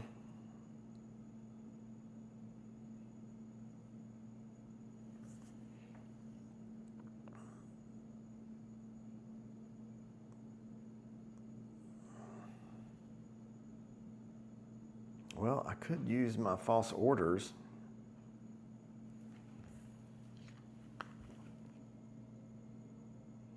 I ended up just swapping my cards anyway, so it doesn't matter. I'm not gonna. All right, I'm not gonna use false orders yet because I may end up losing the Kingdom's Favor card in a bit. But okay, so let's get some supporters out. What do you say? I can. This is a 5.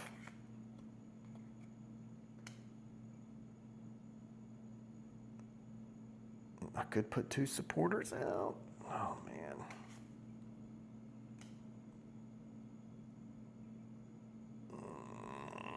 Let's do this. I can get 3 of my supporters back. Let's put 2 supporters here. They're going to end up putting supporters on the lowlands. So that I'm going to end up flanking here. So that's not a good idea. I'm going to end up flanking this. So let's put 2 supporters up here. And let's put a supporter here. Or maybe 2. Let's put 2 supporters there too. I'm getting 3 of them back. All right, let's do that. That's the spring action step for me, spring action step for them. Okay, so it was a truthful card, and all of their supporters are going here into the lowlands, and then they're going to place 2 fog cards in the lowlands and the highlands. So we may end up with a tie up here. We'll see. So fog cards, lowlands, fog card, highlands. That sucks, but let's see what happens. And then this moves to the summer. We're going to place the clash markers. They are placing the clash markers this time, and they're going to go lowlands, highlands, and then plateau. So lowlands will be 1, then the highlands is 2, and then the plateau at 3. All right, that's done. We will resolve clashes. So let's resolve region number 1. Let's reveal. I revealed a flank card here.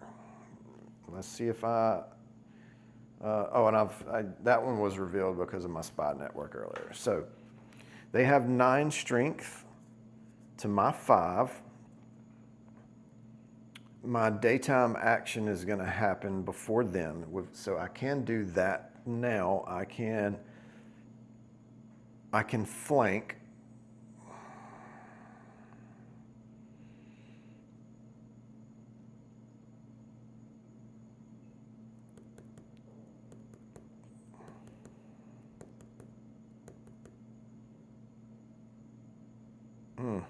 This is going to be, if I win this, it's going to be treated as a tie anyway. What do I have in my hand? A 3 and a 0. That sucks. So I really want to try to win at least one of these. Shoot, where should I flank to? I'm going to flank up here to region 2 because there's not going to be, let's just see what happens here. I'm going to flank region 2. Nope, why would I do that? I'm gonna flank up here to where the next battle is gonna be, so that way I can flank again if I need to, if it's not removed.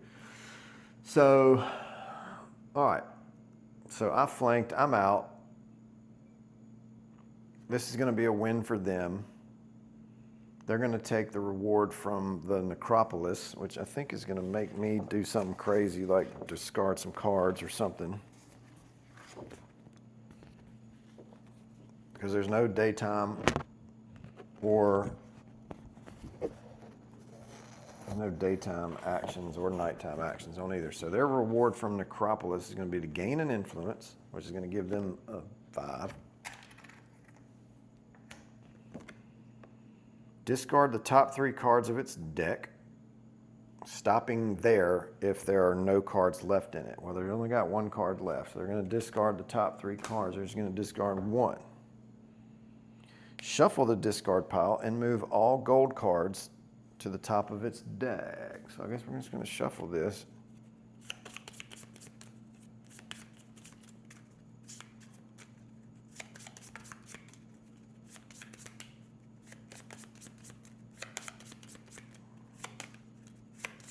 All right, now all gold cards are going to go to the top. There's 1, go to the top.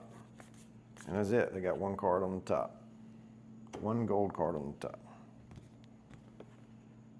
All right, so that's resolved. And they get an additional coin because their herald is there. So now it's actually closer of a game. So now we're going to resolve 2. I've got my 10 here. And they're 10. They played a 10 as well.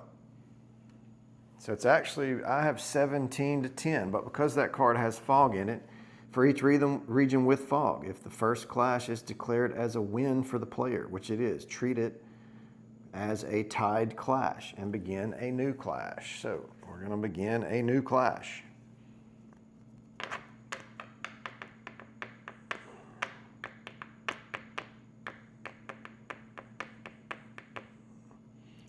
But first things first, we're going to resolve daytime actions. I think I'm just going to give them that. I think I'm just going to give it to them. Because I can still journey. I can still journey at the end of the thing, at the end of the round, or in the autumn phase. In the first clash. So I've only got a 0 and a 3 in my hand. And their card is a gold. I mean, they're going to beat a 3 with that. Right? So daytime action, I'm going to flank down here, try to at least salvage one of these battles, because there will be no fog card action or, thing going on here. Okay, so it's still my 12 to their 10. It is a tie. I would reveal cards in turn order. I guess I'm passing. I'm just going to give that one up. So I don't know if they necessarily would need to. I guess we can consider it as a tie. So yeah, they always. It does say in a tie, they always play a card. So I mean, it's going to hurt them, but they're going to do that. I'm going to pass. I know I can't beat. If this is going to be a less than a 3, I'm going to be mad. Oh, and it was. Dude, it would have been another tie. Well, actually, that would have. I'm passing. It would have allowed them to draw a silver card, in which I would have been playing a 0 to continue that. But I'm glad I passed. So they are going to gain the reward of the wilderness, which is they're just going to gain an influence and 2 lore. They are up to 7 influence now, and they are gaining 2 lore. They have 0, so now they have 2. All right, resolved. That's been resolved.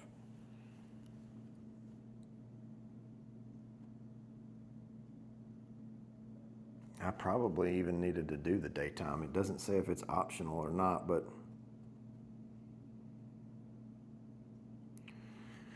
I don't think that would have happened if in me passing. All right, so now we're moving on to clash number 3. I have, what is my deadly card here? Yeah, I've got a 5 here. Let's see what happens here. No funny business with fog here, but my 10 to their 8 is going to win. And my deadly card is going to, there's no sunlight.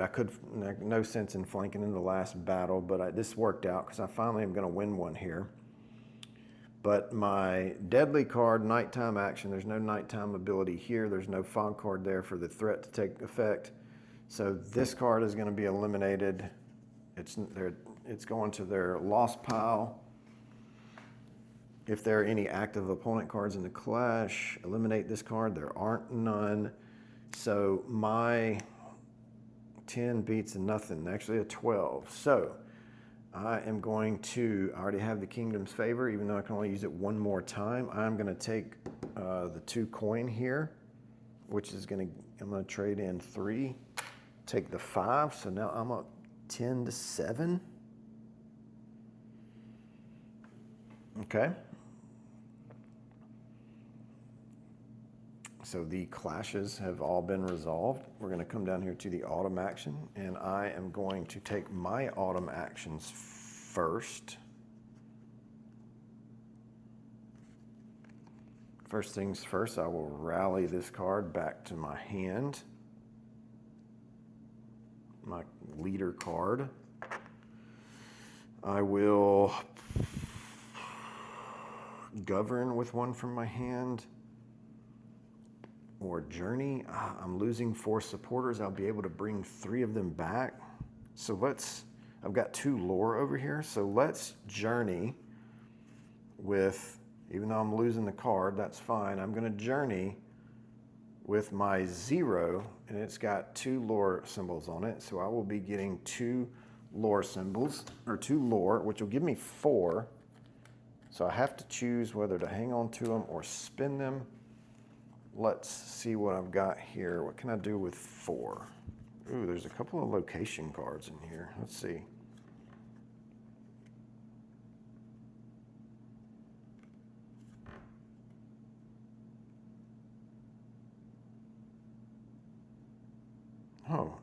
I'm not really strong right now on the council, so I'm gonna buy, actually, I guess I could buy both of these. Is there a rule? I don't know what the rule is if you can buy Kingdom, if there's a limit to what you can do with them. I'm going to ask the rule book.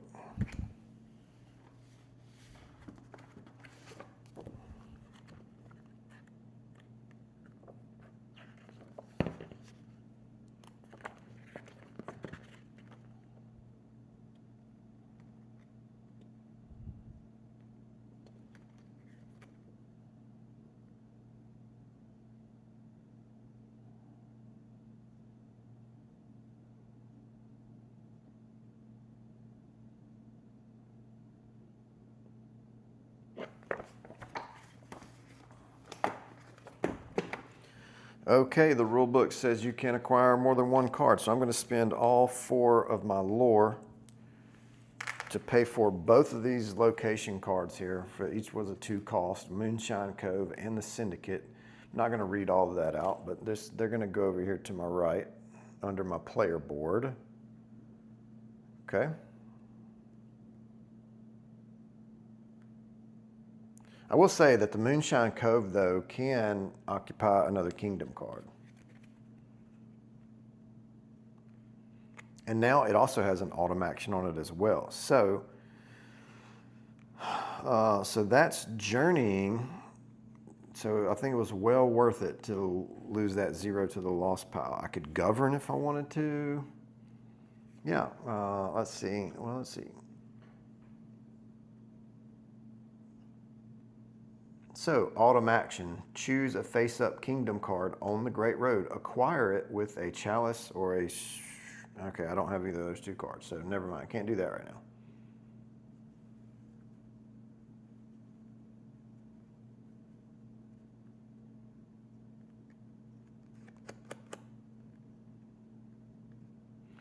All right. I am done with my autumn actions. What are they going to do? I should have this memorized by now, but they're going to place 1 influence onto the... Sorry if y'all can hear, my neighbor must be yelling at a dog or something. All right, so that's going there. They don't have any autumn actions on any of their cards or on the threat card, so then the govern. So do that. They're going to resolve the Council of Secrets. They are going to put one more marker out onto the castle. I'll give them 3 there, 1 more, and then they'll be able to gain that reward. And they're not going to resolve Council of Oath. They don't have any markers there, but they are going to gain 1 lore, which will bring, I'm just going to keep it in the back because that'll give them a 3rd one. And now they can bring that gold card onto the top of their deck. So I only got 1 more of those left to buy. All right, so that's it for autumn. We're now coming into the winter time. They're going to move their herald back to their board. 3 of their supporters are going to go back to their board. Active cards go into the discard pile for them.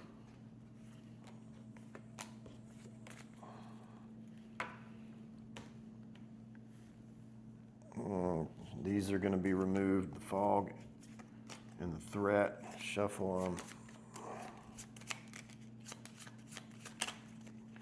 And then we're going to put them on the bottom of that deck. And then the ambition card is refreshed. Whoops. The scheme card discarded. All right. I'm figuring it out here. And then current ambition and scheme cards did that, blah, blah. Now, my wintertime phase, same thing, basically. My herald comes to my board. And I keep forgetting this, but the Council of Oaths, for me, I have 1, 2, and I have the most ambles there. So I will bring 3 more of my supporters from the board back, from the play board back to my player board. And then this one will go to the lost pile. Forgot to do that, my autumn action. Okay. So then we are going to remove the pieces, remove the clash markers. They're going back here to this stack. Remove active cards to the discard pile. Okay, I'm getting a pretty thick discard pile over here. I'm fixing to go to attrition, suffer attrition. I should have, if I'd have won this, I could have gotten some more cards into my hand, but that's all right. My hand size is fixing to shrink for the very last round, but that's okay. And then move this forward. So we're into the 4th and final round of the short game. I said I was only going to play a short game. This will be the 4th and final round of this solo playthrough. We are going to draw cards, or I'm going to draw cards, and I don't have any cards in my deck, so I am going to shuffle. And because I'm suffering attrition here, my hand size goes from 6 down to 5. So I'll only be drawing 3 cards because I have 2 in my hand. All right, 1, 2, 3. All right. Let's see what I got here. Could be better, but not terrible. A 3, 2 5s, and a 7 and a 10. Okay. I think I'm realizing that I say okay a lot, but so we've drawn cards. They're going to reveal a fog card to the principal threat, and all 3 regions are going to have fog cards again this time. And then it says each time the sim wins a clash in a region with fog, they're going to gain extra influence. So I'm really going to need to try to win the clashes this round. But I have 10 influence to their 7, so I remain first in the turn order. And then we move to the springtime where we're going to place bids. I really need my strong cards in this hand, so I'm probably just going to bid this 3.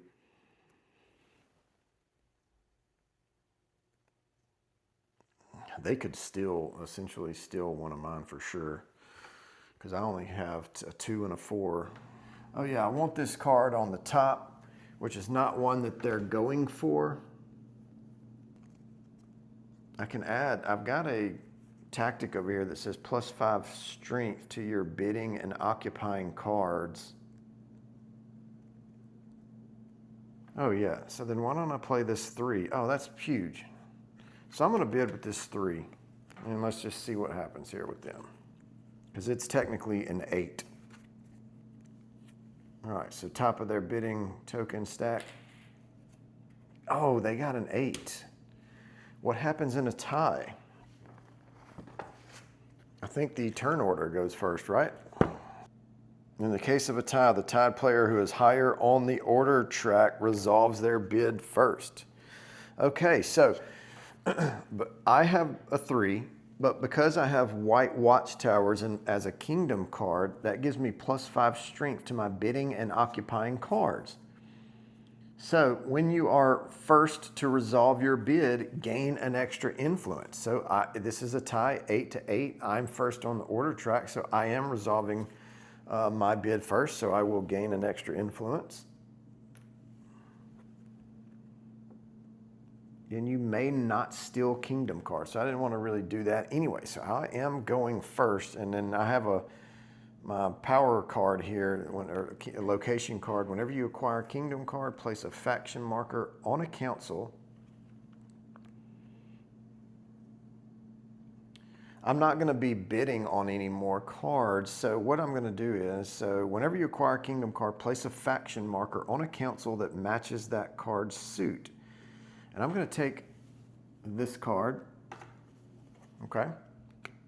And it's got this suit on it, the Council of Secrets, okay? So I'm going to put one of my faction markers on the Council of Secrets here, or below it, I guess, right there with the influence token. So whenever you acquire a kingdom card, place a faction marker on a council that matches the card's suit. I did that, max of 2 per council. Each marker gives you +1 anvil thing. What do you call those? I don't know. 1 hammer things in its council. Abilities that remove cards from the council can also remove your markers. So that's happening. But I bought this card here, Clockwork Messengers, so I can swap a card in your hand with one of your cards that is either in a council or occupying a kingdom card. The reason why I did that is because I have an 11 occupying the Council of Oaths. I really want to try to win the majority of these clashes, and my deck is fairly weak, except for my 10. I'm going to try to get that card back, the 11 back. So let's see. I'm going to get rid of my White Watchtowers card because I'm not going to be bidding or occupying anymore. I mean, I'm hoping that they're not going to steal from me. That would be something, wouldn't it? Because now that this card is gone, this 3 remains a 3 and doesn't stay an 8. So they could essentially steal it when the Ambitions card is resolved. We'll see how that plays out. But that's going to go there. My 4 goes to my discard pile. Clockwork Messengers comes into my thing there, and my 3 is going to occupy it. So now I have a 3 and a 2, and then let's see what happens with this 8. They will attempt to steal, and they're going to try to steal the card on the right. And guess what? It is the card that I just freaking bought. So that happens. And they're going to be replacing, because the arrow points to the right, they're going to be replacing their 2 card, the card that's being occupied by their 2 on the right side of their player board. They're stealing literally the freaking card that I just bought. That is wild. And my 3 goes to my discard pile. That's being occupied by an 8, and now they get the rewards for that.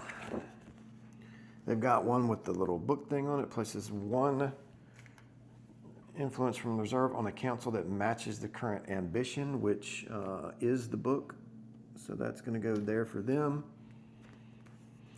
And then they also get, oh, that's the same thing. So exact same thing. They're getting 3 of those. Okay. Two of those. All right.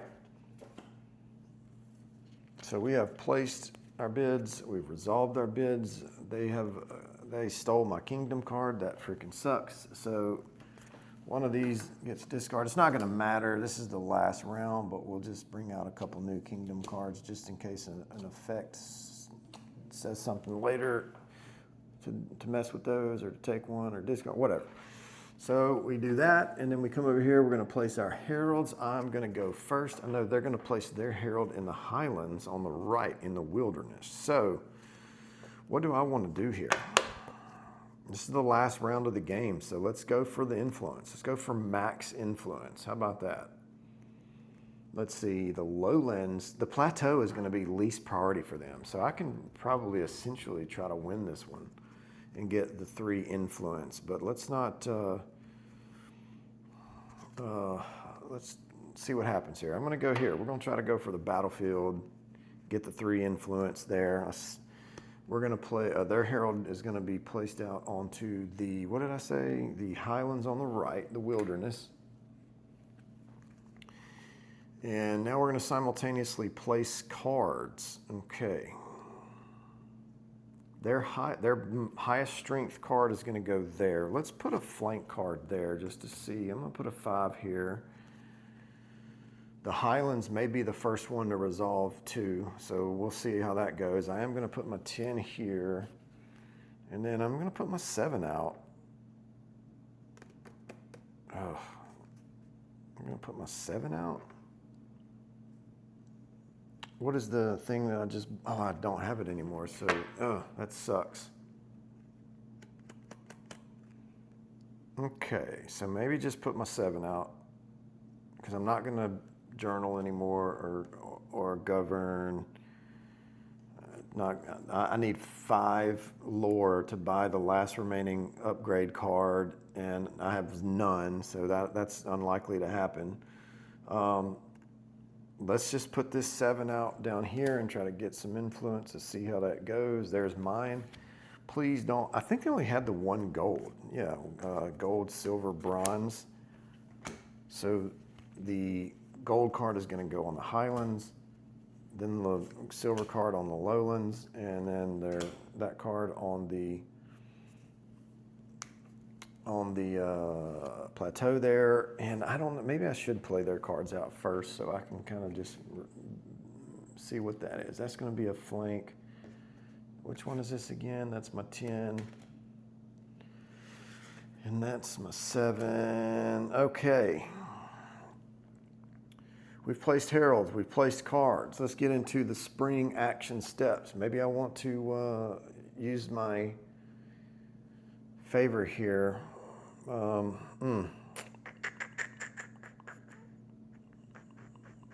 Do I want to see what that is? Or do I really want to see what that is? If this is the one I'm trying to win, I mean, I'm playing my 10 against a bronze. I should be able to get that.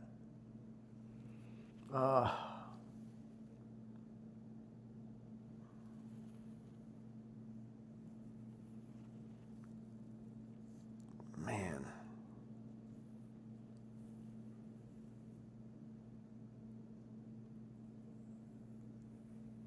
I don't know yet where they're, this is where I don't know yet where their Highlands, their supporters are probably going to go to Highlands unless that's a misleading card, which is where their highest strength player is. I don't really need to govern or journey, which are the 2 rewards there basically. Gosh. Let me just, since I want to focus here on what's happening on the battlefield. Let's just see. That is I'm using my spy network to reveal that card essentially. And then this, I'm done with that because it was on the 1. I've used it 3 times. That goes back to there. That is, if you have this Kingdom's Favor token at the end of the game, in case of a tie, I think it's the tiebreaker. But this card is going to get a reveal. I can see now that this is going to be, and I guess is going to draw an ambush here, which is fine because they've got a bronze. I don't know what's below the bronze, but that may not be the worst thing in the world. I could swap 2 of them now if I want to. I think if their supporters are going to go here, they might crush me here, and I can flank here too. So I don't care about their best card being here. I think I can still beat them here, especially if I flank down. So let's just see what happens. I'm not going to move anything. So Choose an opponent, swap the position of 2 of their face-down faction cards. I don't really need to do that. Each opponent discards a card from their hand. I definitely don't want to discard their weakest card, so I'm not doing that either. Let's put out some supporters here. Let's go heavy, heavy supporters here. And then I'm going to go 2 more supporters down here. And that's going to be that. I've got my supporters out. Now they're going to do their springtime step, which means that I'm going to reveal their scheme card. All right. So they're going to put all their supporters, just like I said, in the plateau, actually, that was a deceitful card because you can see I thought they were going to put their supporters in the highlands, but when you flip this card over, they're going to put all of them in the plateau. And then 3 fog cards are coming out, and this is irrelevant for that because every place is going to get one. So every region here is going to get a fog card. And now what's essentially going to happen is that each time the sim wins a clash in a region with fog, which is all 3, it's going to gain an additional influence. So let's try to keep them from winning any of these clashes because I'm only up by 2 points right now, 2 influence. All right, so we've done spring actions. I ended up not even using 2 of my tactics cards that are springtime action, but that's fine. So now we are going to come in here into the summer action. They're going to place, the plateau is going to go first. They're going to resolve that one first. Then the highlands is 2. And then this one down here, the lowlands, is 3. That's done. Resolve clashes is next. So, one at a time here, starting with the plateau. We're going to reveal. I've got my 10 revealed, and this is a 1. So starting with any daytime abilities in turn order, that would be me. I do not have any. I could retreat if I wanted to, but with the safe houses tactic, not going to do that. But now onto the day action step for them. If this card is active in the current clash, which it is, the sim draws the top 2 cards. As long as there's not, it's 2 bronze, so that's good. So the first one drawn gets placed. The second one, the other one goes to the discard pile.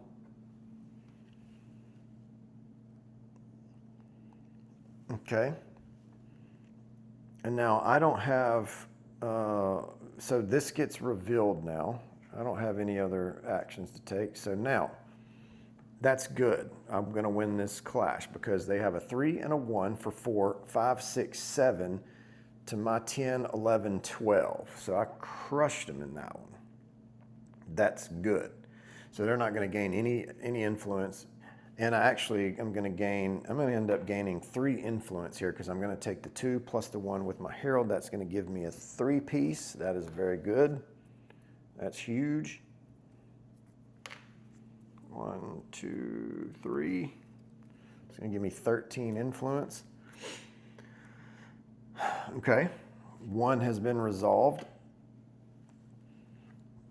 Now we're going to move along to the Highlands. I think I put my 5 flank card here. I did. This is going to be their best, they're going to be their gold card. Let's see, a 6. And I'm absolutely going to flank. I'm going to give them this one, okay? They're going to get 2 influence out of that deal, but that's fine because I'm going to flank with my 5 and I'm going to bring it all the way down here with the 3 to try to help me win this clash. So I do my daytime actions first, so I absolutely will flank. I don't have any supporters up here, and even if so, their deadly card would have eliminated this one anyway because I don't have a shield on it. So I'm using the flank ability to bring him down here. All right, and then they're going to win that one. I'm just going to give it to them. They're actually going to gain 3 influence as well because they're going to get, they're going to get the 1 plus the 1 from the fog card. So they're going to get 2. I'm going to trade in 3 and give them the 5. But they're also going to get the reward of the wilderness. What is this again? I feel like they've won this one a bunch. They're going to gain 1 more influence. and 2 lore. One more lore and they can unlock that last card. So that's not cool. Let's go down here. That one has been resolved. Nice. And now we will resolve number 3. This is going to be my 7. So now I've got a total of 12, 13, 14 to a 5, which is not going to have an effect until the autumn action, which is going to basically essentially let this card deploy, which this is the last round of the game. That's not really going to have any effect. But I am going to, there's no daytime abilities other than the flank for me, but it's the last clash. They don't have anything else to do. The fog card obviously doesn't have any effects on it. So I'm going to win this clash with a 12, 13, 14 to 5. So I am going to, none of this is really necessary. I guess I could shuffle my discard pile and draw up to 3 cards. That might help me later on when I'm trying to journey. It's not going to have too much of an effect, but we'll see. I'll take this action here, which is going to give me 1 more influence. And then I will shuffle my discard pile, which there's only actually 2 cards, and draw up to 3 cards. So I'm just going to draw these into my hand. Maybe I can do something with them here in a minute. All right. So that happens. There's no nighttime effects on any of that. So the clashes have been resolved. We will move down here to the autumn actions. Okay. In turn order, me being first, we're going to activate autumn actions. I will rally with my 10. Don't know if that's going to do anything for me, but I've done that. I can choose a face-up kingdom card on the Great Road, acquire it with one of these from my hand. I can acquire it with this 10 card. No, I can't. I actually can't acquire that. Shoot. I don't know if there'd been any reason for me other than if something up there gave me influence, but anyway, I can't do it anyway because I got to have cards with these 2 symbols, the chalice or the fist on it in order to do that, and I do not have that type of card in my hand, so that's not happening. So is there any reason to govern? Nothing for the Council of Relics. Place faction markers. Oh, none of that's going to help. Let's try to do something cool here, though. Council, we can certainly journey, right? I don't know if it's going to do me any good. I am going to journey with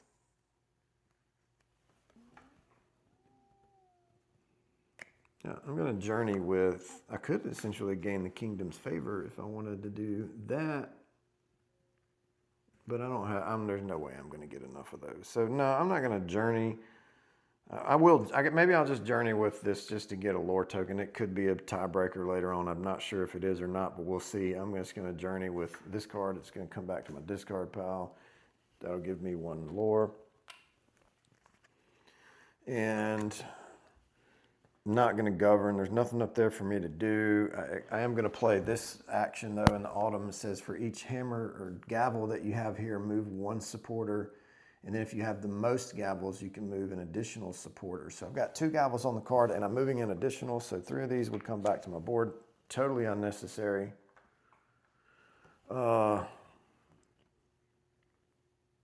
That's all the actions I'm going to do. I can put out, place a faction marker on 1 or more location. Why not do that just for fun? I'll put it there.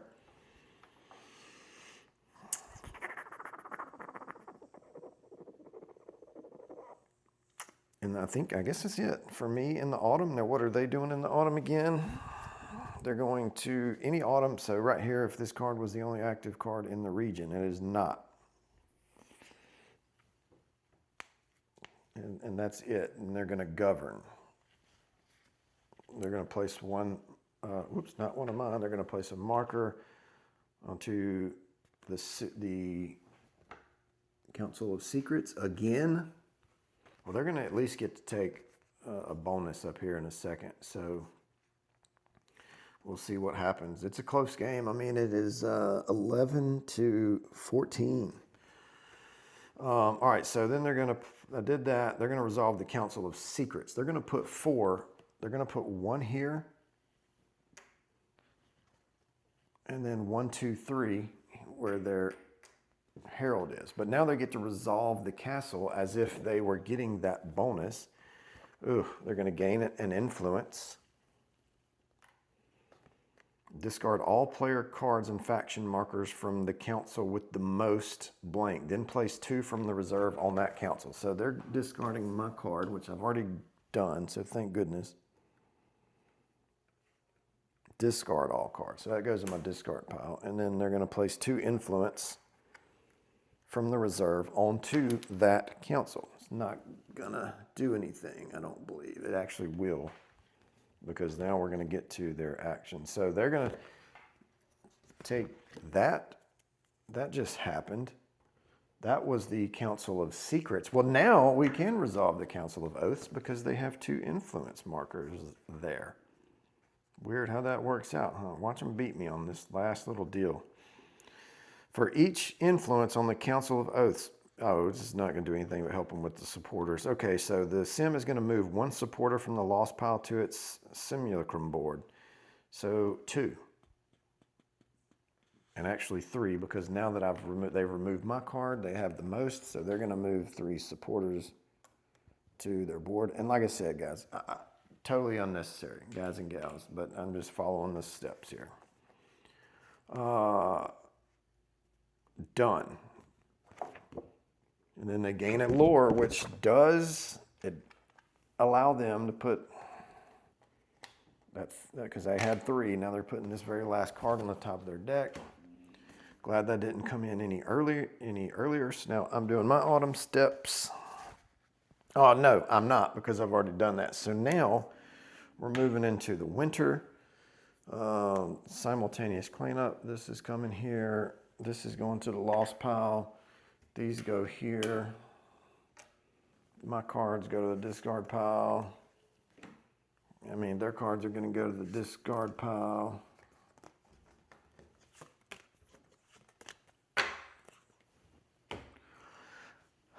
Three supporters come back to their board. They would essentially have had 6 supporters in the next round had that not been the end of the game. But thank goodness I'm playing a short game, because they may have been pretty strong in that next game. But fog cards, let's whip them out along with this. I don't know. We'll see how that worked out, but it looks like I'm the winner.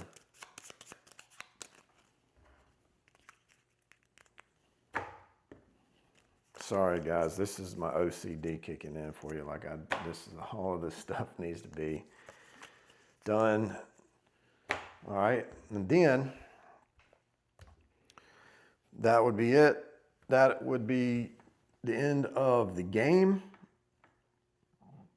And the player with the most influence is your winner. And I believe that's me. At the end of the final round, the game ends. Each player tallies up. So that's why I wanted to maybe go through. I don't know if there was any significance to doing all that or not. It had no effect on the end score of the game, but it does say just at the end of the final round. So I just completed the round all the way through the winter. And then each player tallies up influence in their supply. And then the player with the most influence is your winner. And I do have 14. So here's 10, 11, 12, 13, 14 to their 10, 11, 12. So I am your winner with the Uprising class. And I felt like I very, very ineffectively managed them, to be honest with you, because I still have 3 tactics tiles that are unexhausted. So I really didn't maximize this faction to its full potential. And maybe And maybe if we'd have played one more round, if I'd have gone in standard length game, they may have ended up. It was so close. They may have ended up taking the game into that very last round. But I said I was going to play 4 rounds, a short game at the beginning of this, and that's what I'm doing. And that essentially, I feel like, is what's giving me the win in this one tonight. So that's it. That's a solo playthrough of the Old King's Crown, and I really freaking like this game a lot.